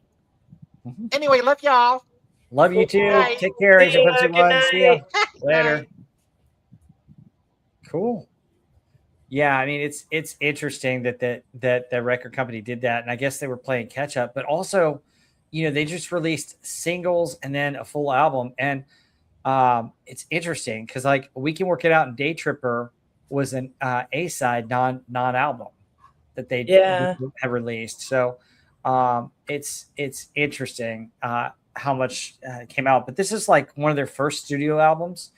And Heather, what I was reading about it is that this kind of inspired the whole concept album and creating album oriented rock versus just releasing singles.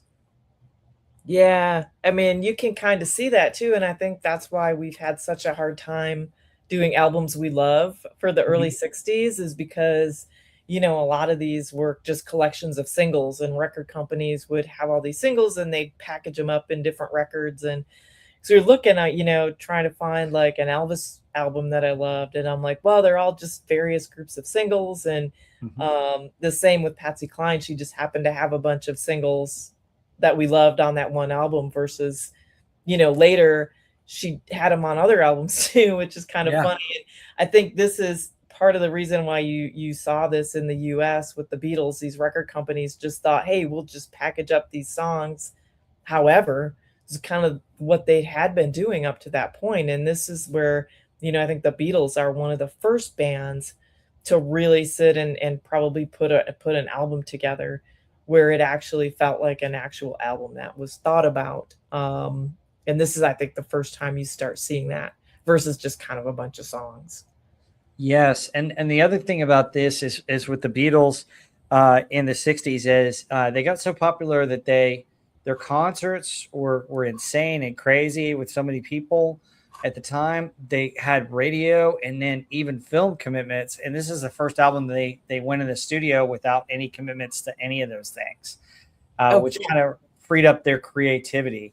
Which is why I think when you listen to Rubber Soul, if you kind of start to listen to their music in sequential order, you can see that they're coming into their own as lyricists, and it also you started to bring in other influences. Like this album brings in their influence from classical Indian music with the sitar and stuff. Particularly George was influenced by that, and then Paul and the fuzz bass. Uh, Hmm. so it's interesting how much they brought into the studio, and I think it allowed them to expand from a creative standpoint. If you can think about it, it's hard to imagine a group getting so big that they didn't have to tour, but that's how big the Beatles were. Yeah, you can. I mean, it's just wild how popular they were, and how many records they put out, like so frequently. If you think about how young they still were here Mhm. in this Yeah. record, and this, it hadn't been that much time since they're doing, some of their early, more popular sounding stuff, and it's just incredible, like how fast, like how creative they were, how quickly they grew, and how quickly their music all evolved, and still, I think they're still all in their 20s at their very last album. Yeah. So, yeah, it's really amazing when you think about their age and how much they've done up to this point, and yeah, this is where you really start to see their creativity and their songwriting ability start to take off. Yeah, and like I mentioned, this is highly influential to their peers. It led to widespread focus away from singles and onto creating albums of consistently high quality songs, which I think is great. And not a lot of people realize that the Beatles were one of the influencers of that, and I'm glad that they did because I love listening to full albums. And I was taught by my parents that actually listening to the full album gives you a better sense of the artist and what they're going for, uh, Mhm. and how the singles that came out of those albums really fit and the message that they're trying to say or what they're trying to do on a particular album. So Yeah, and there's a pacing and a feel to it, like the way the mhm. different songs are arranged and what order they come in. Mhm. Um, and unfortunately, I think now people have gone just just back to singles with all the streaming stuff. It's Yeah. just, that's fallen out of favor now. Yeah, there was an artistry to making a whole album, but let's get into the European version, the UK version. Heather, do you want to start with the first songs and we'll just rotate it? So you want to talk about Drive My Car? Yeah. Okay, so Drive My Car, McCartney composition, but with a substantial contribution by Lennon to the lyrics. George Harrison, as the Beatles' most knowledgeable soul music enthusiast, contributed heavily to the recording by suggesting they arranged the song with a dual guitar bass riff in the style of Otis Redding's contemporary single Respect.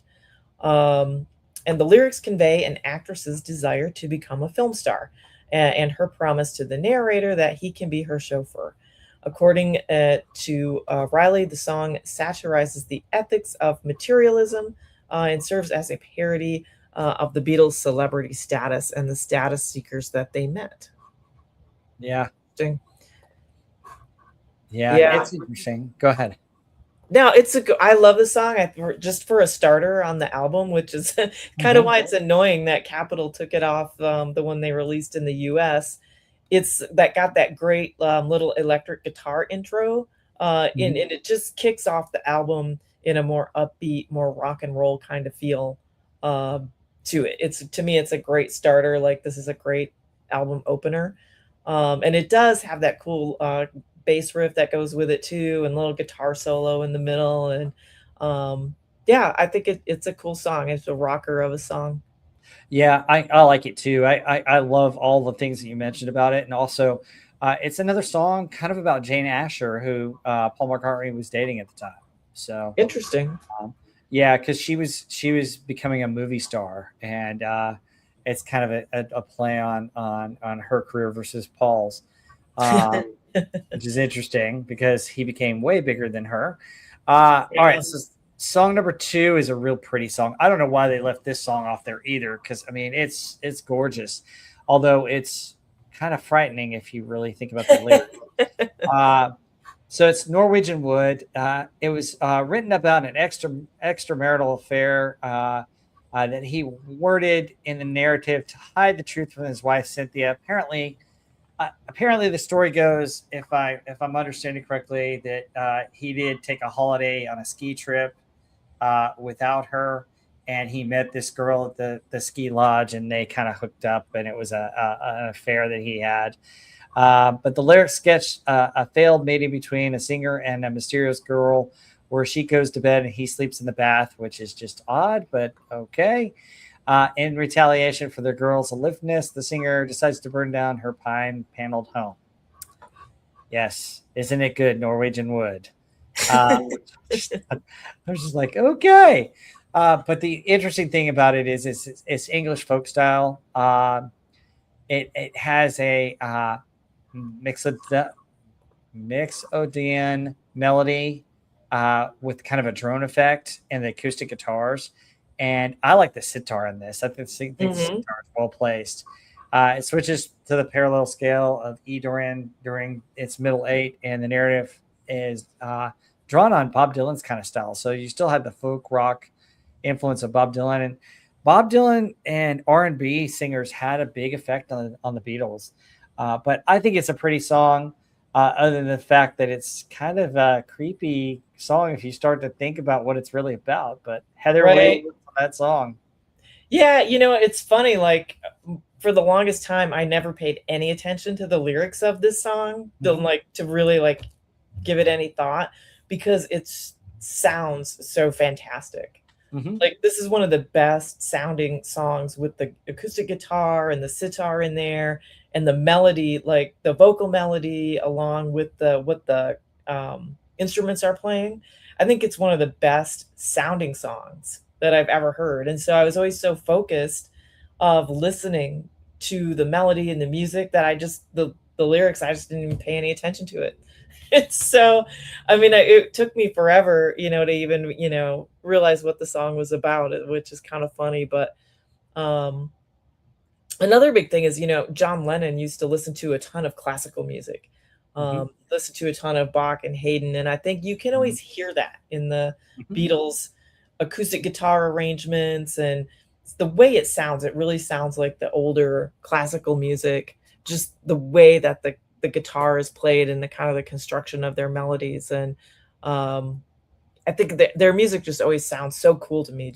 I can just listen. I could listen to an instrumental version of that song forever. Just great. Yep. All right. You want to talk about the next song, You Won't See Me?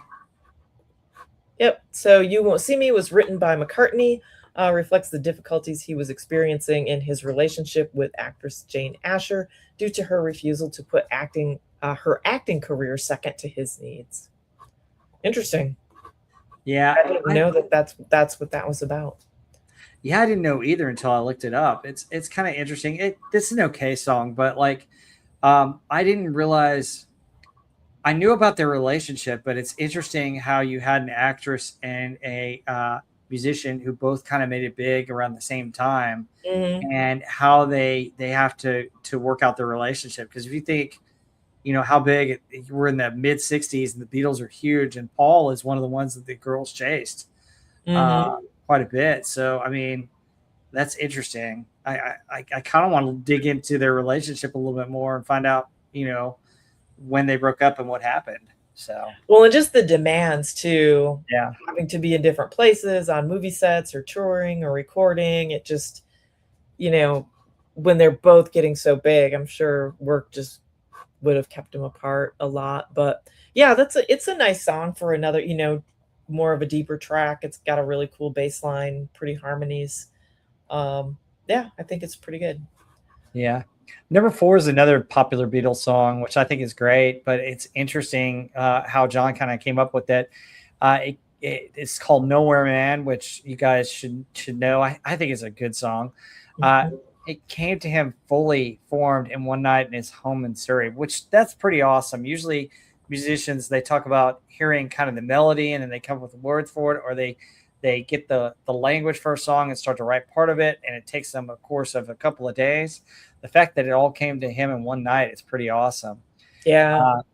He was struggling to write anything for several hours, and it finally came to him. The song reflects existential concerns raised by his experiences with LSD and I'm a loser and help, his self-loathing. So John was going through a period.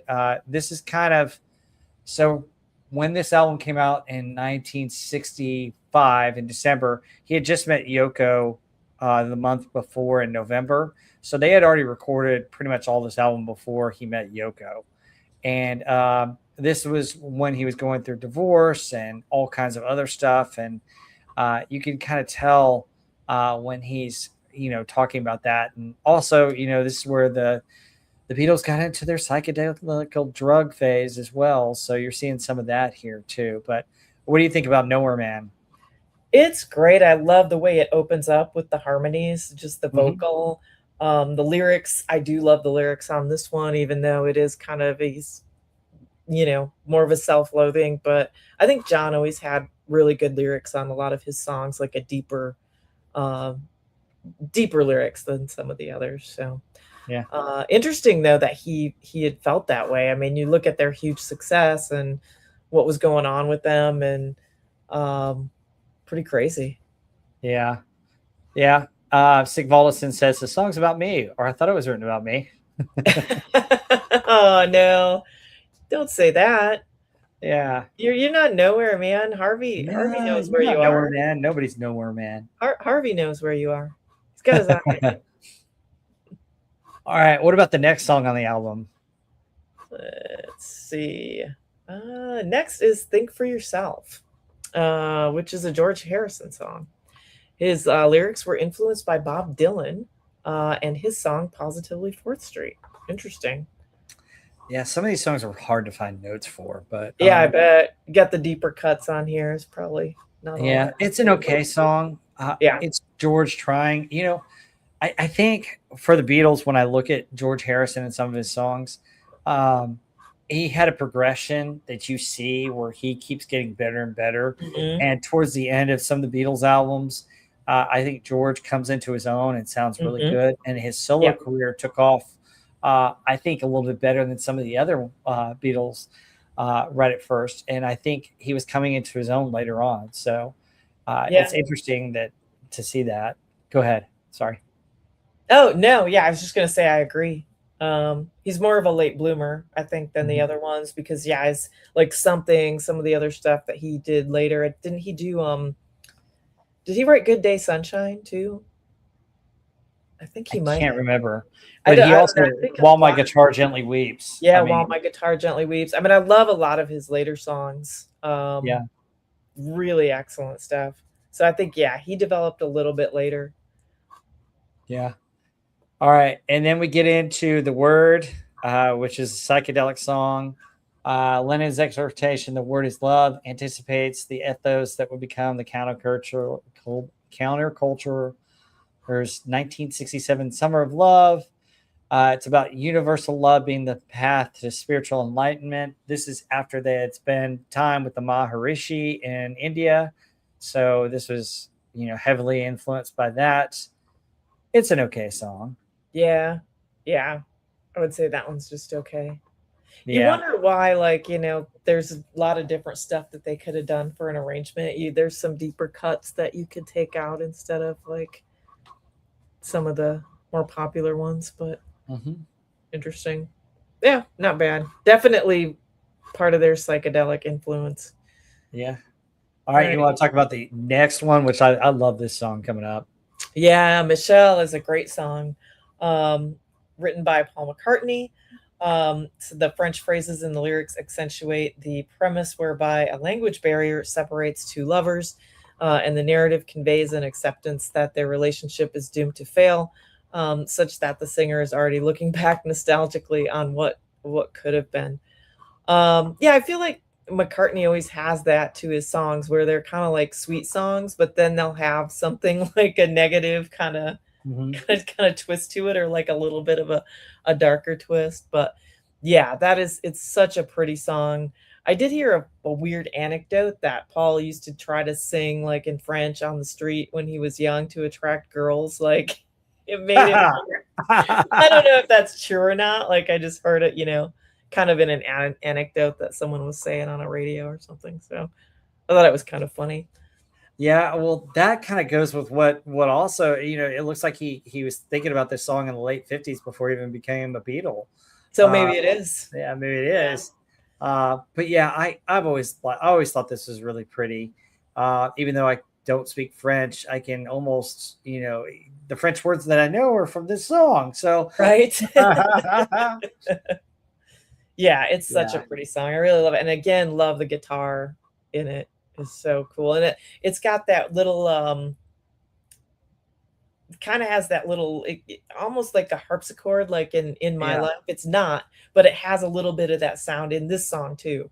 Kind of like in that one. So I don't know what effect they were putting on it, but it sounds pretty cool.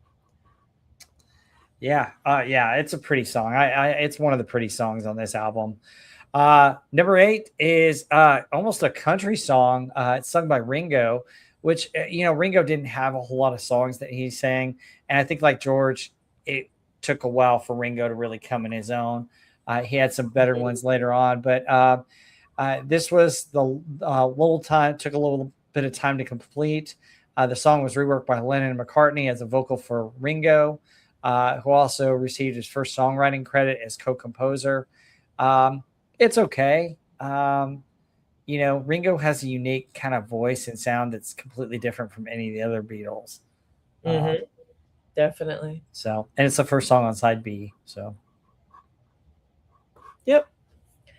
Next song is Girl, which John Lennon said he wrote about an archetypal woman that he had been searching for. And then he found Yoko.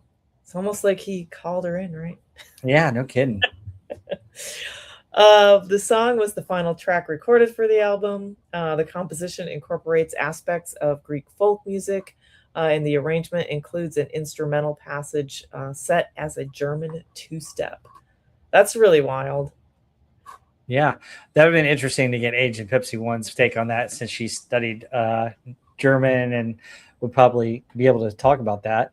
Wes Cagle mentions "Here Comes the Sun" by George Harrison. It is by George Harrison. Yeah, George Harrison. Yeah, I thought so, because like some of my favorite Beatles songs are by him, but they're all later in there.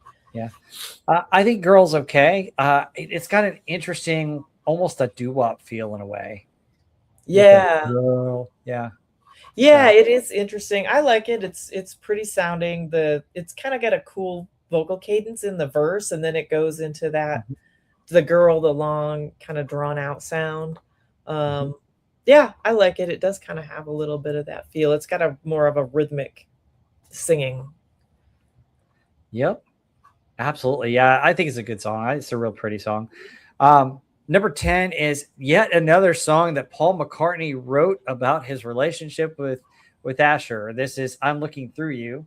Uh, I think he's got 3 on this album, so there Yeah, must be something going on there. yeah. Um, so the Beatles had taped 2 versions of the song before achieving the final version, which they recorded during the last frantic day of the Rubber Soul sessions. So they were in a frantic to get this one. I think it's an okay song. It's not the best Yeah, on the album, but it's kind of catchy. I don't know. What do you yeah, think?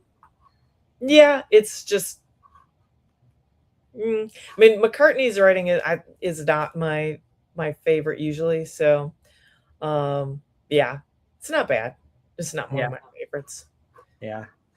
But I will say one of my favorites is the next one that you've got. Oh my God, this Yeah, song's amazing. yep. One of my favorite Beatles songs. John Lennon wrote "In My Life." He considered this song to be his first real major piece of work. Interesting. The lyrics evoke his youth in Liverpool and reflect his nostalgia for a time before the onset of international fame. Inspiration for the song came from the tracks of My Tears by Smokey Robinson and the Miracles. Interesting. Yeah, this it's a fantastic song. So it's pretty, but yet so melancholy sounding, and so it's just perfect for the lyrics of that, when you're looking back on something and it's like kind of good memories, but it's like never quite the same. So very, very great lyrics. Love that the musical, the intro. This is the one with the super cool piano solo in the middle that really kind of sounds like the harpsichord, I think, that George Martin recorded. Um, yeah, awesome song. I think they nailed it. He nailed it with that one. I think this is my favorite song on the album. Um, Yeah. it's just so pretty, and then the fact that years and years ago at my grandparents' 50th wedding anniversary, my aunt put together pictures of that, and this song played for that. But I love this song because it's a reflective look back. But I Mhm. also I like the lyric. I like the music. It's just a pretty song, and it it's one of those things where I listen to this song and I think about family and friends and good times. Mhm. And it's positive and upbeat, even though it's kind of melancholy in a way. And it's one of those things where I'm just sitting there going, yeah, you know, Yeah. mm, It's it just, it manages to hit both perfectly, yeah, like yeah, happy and melancholy, like yeah, nostalgic in a sad way and in a happy way. It's hmm, like the music is so well composed that it hits both of those notes really well. yeah. And honestly, and I think it's one of the best Beatles songs of all time. Definitely for me, probably top 10. I can't really off the top of my head, I can't think of my top 10 exactly, but this would probably be in there Mhm. because I think it combines every element that I hear from the Beatles with their singing, the instruments, and everything else. So Yeah. SP4H says, "I think Ringo's drumming is rather underrated on that song as well." I yeah, agree, yeah, oh because yeah, he does it so subtle and understated, but he hits, like, accents in perfect spots. I mean, hmm, Ringo's kinda underrated, period. yeah, oh yeah, yeah, oh Because he's I not a super flashy drummer with a million fills all over, um, but he has every song is constructed really well in these well, later years. and the other interesting thing about Ringo, really quick, and he said this, he's left-handed, but he learned how to play the drums right-handed. Oh, wow. Which is why it's so Interesting. unique because he's you're keeping the beat on the bottom with your left hand if you're right-handed, and he's left-handed. So that's interesting how he was able to do some of the things that he does that you overlook. Mhm. Um, yeah, and I've heard, okay, try and really play how Ringo plays this, and you've got drummers in there going, wait a minute, hold on. I didn't realize how hard that was to play because he's left-handed and he's playing it right-handed and Right. yet his left hand is a lot stronger on the other beat. So it's interesting. So all right, the next song is Wait. And they completed that track on the final day of recording for the album, overdubbing tone pedal, lead guitar, percussion. It was a new vocal that was redone by McCartney onto the June 1965 rhythm track. It's okay. It's not the best song on here, but did you like Wait? Yeah, it's okay. I think it's just okay. Yeah. Yeah, just one of those. It's not like a soup, especially it's right after In My Life. So it probably, if it was in a different spot, it kind of feels like a come down. Yeah.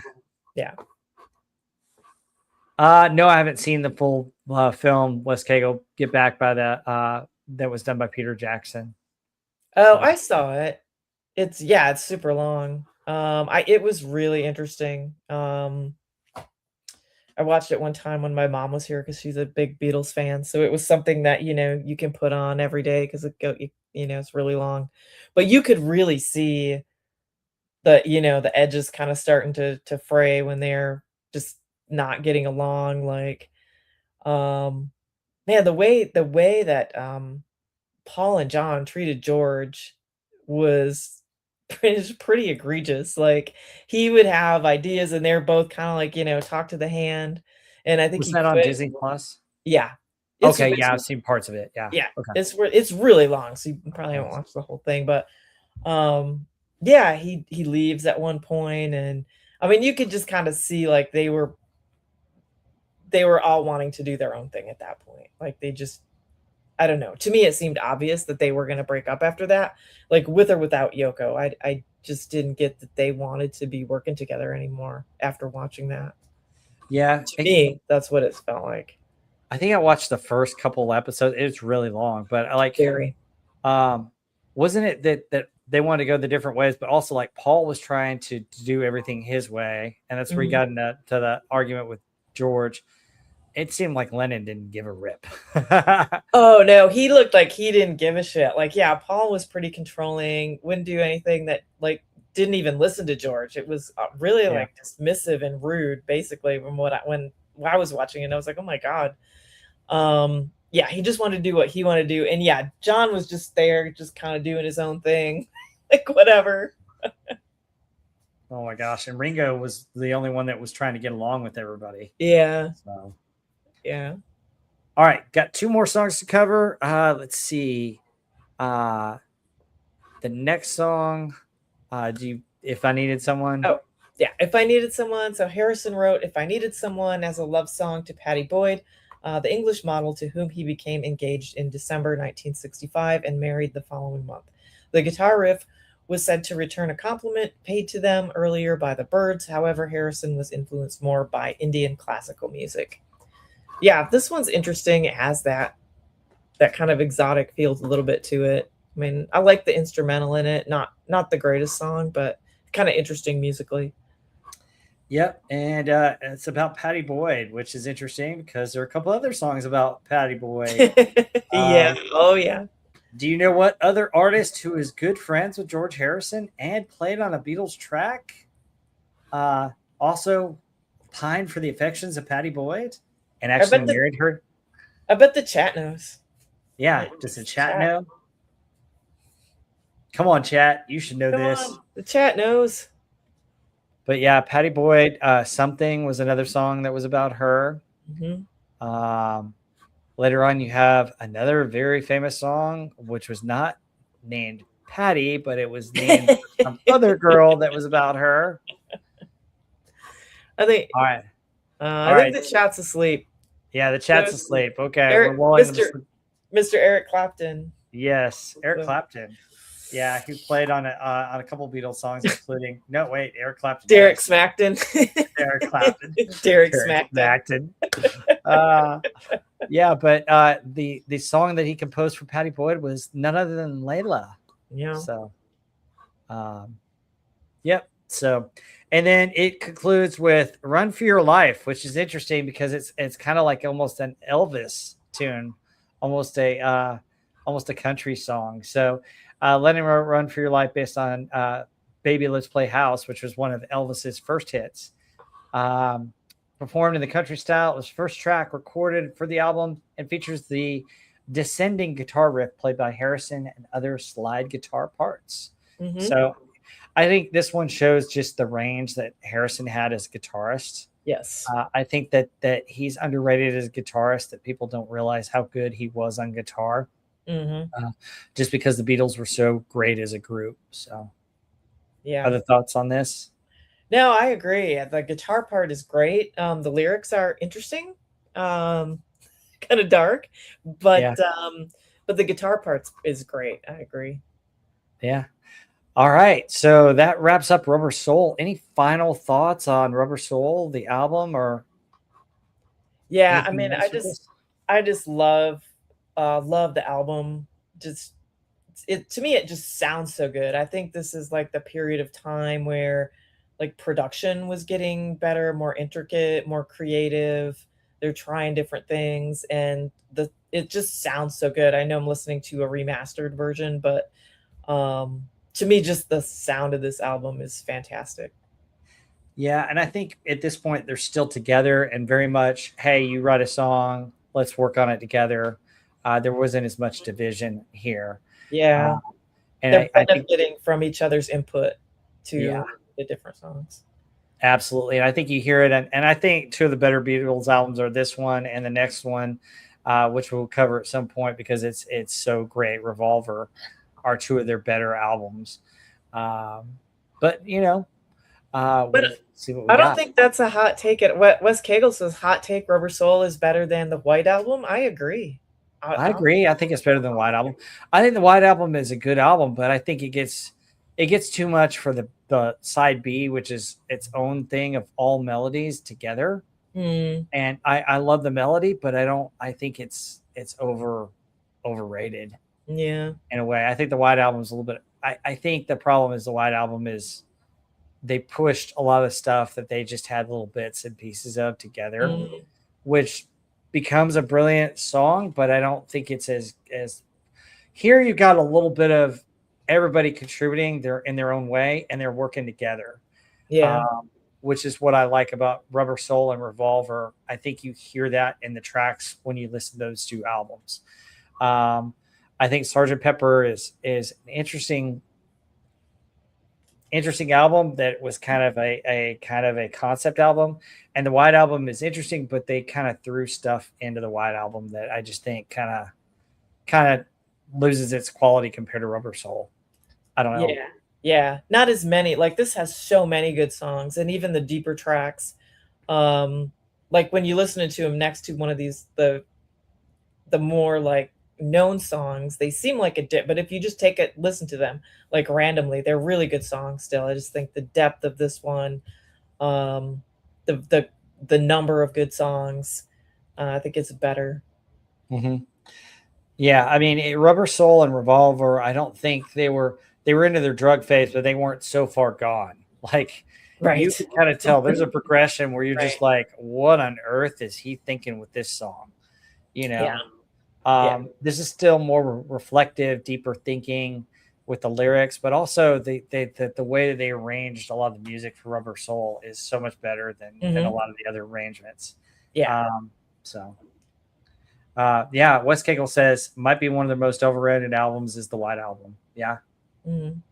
I just when I think about the White Album, I just think of, I mean, I love the melody, don't get me wrong, but really all those are unfinished songs that they just threw together. You know, it's almost dumb luck. And I have to sit there and go, it wasn't planned. I'm not going to give it to them. And then Sgt. Pepper, I think is good, but I don't know that it's as good as Rubber Soul. So, yeah, I like Abbey Road too, and I like Revolver. Yeah. And I like their greatest hits albums. I like the Red Album better than the Blue Album too, which has a lot of the earlier songs. So. Right. Oh, I love their earlier songs. I love their early stuff. Yeah. So it's good. It's very good. Great stuff. All right. So hey, that's our journey through 1962 and Rubber Soul. Heather, what have we got coming up this week? Anything fun on Doomcock's channel? Oh, what do we got? Pop culture breakdown. God, we don't have an Odyssey to rant about, so I'm sure we'll find something. The movie that we love is called 12 Chairs by Mel Brooks. Yes, 12 Chairs by Mel Brooks. I've never seen it, so this will be. I've seen it once a long time ago, so I'll have to see it again. I'm getting the screenshots from it whenever Gary puts it up. So yeah, I'm looking forward to it. So it should be interesting, fun to watch. So yeah, come Wednesday night, 7:30 Central to Overlord DVD's channel, Pop Culture Breakdown. I'm a guest on there. And also, hang out in the chat, Wrench on Friday Night Frolic. So hope to see all you guys there. And thanks for coming tonight. It's great spending Sunday afternoons with you guys. Yep. And hey, stay tuned. We'll figure out what we're going to do next week and figure out our schedule for August. I've got some time off, so we'll probably do with the anniversary of Transformers. I'll probably do some stuff on that. So stay tuned to my channel for some more stuff coming up. And guys, thank you so much for being here. Don't forget to hit that like, subscribe, and please add some notes when we leave, because that helps the algorithms and helps them spread it out. Anyway, folks, thanks for joining us, and we'll see you on the next one. See you guys later.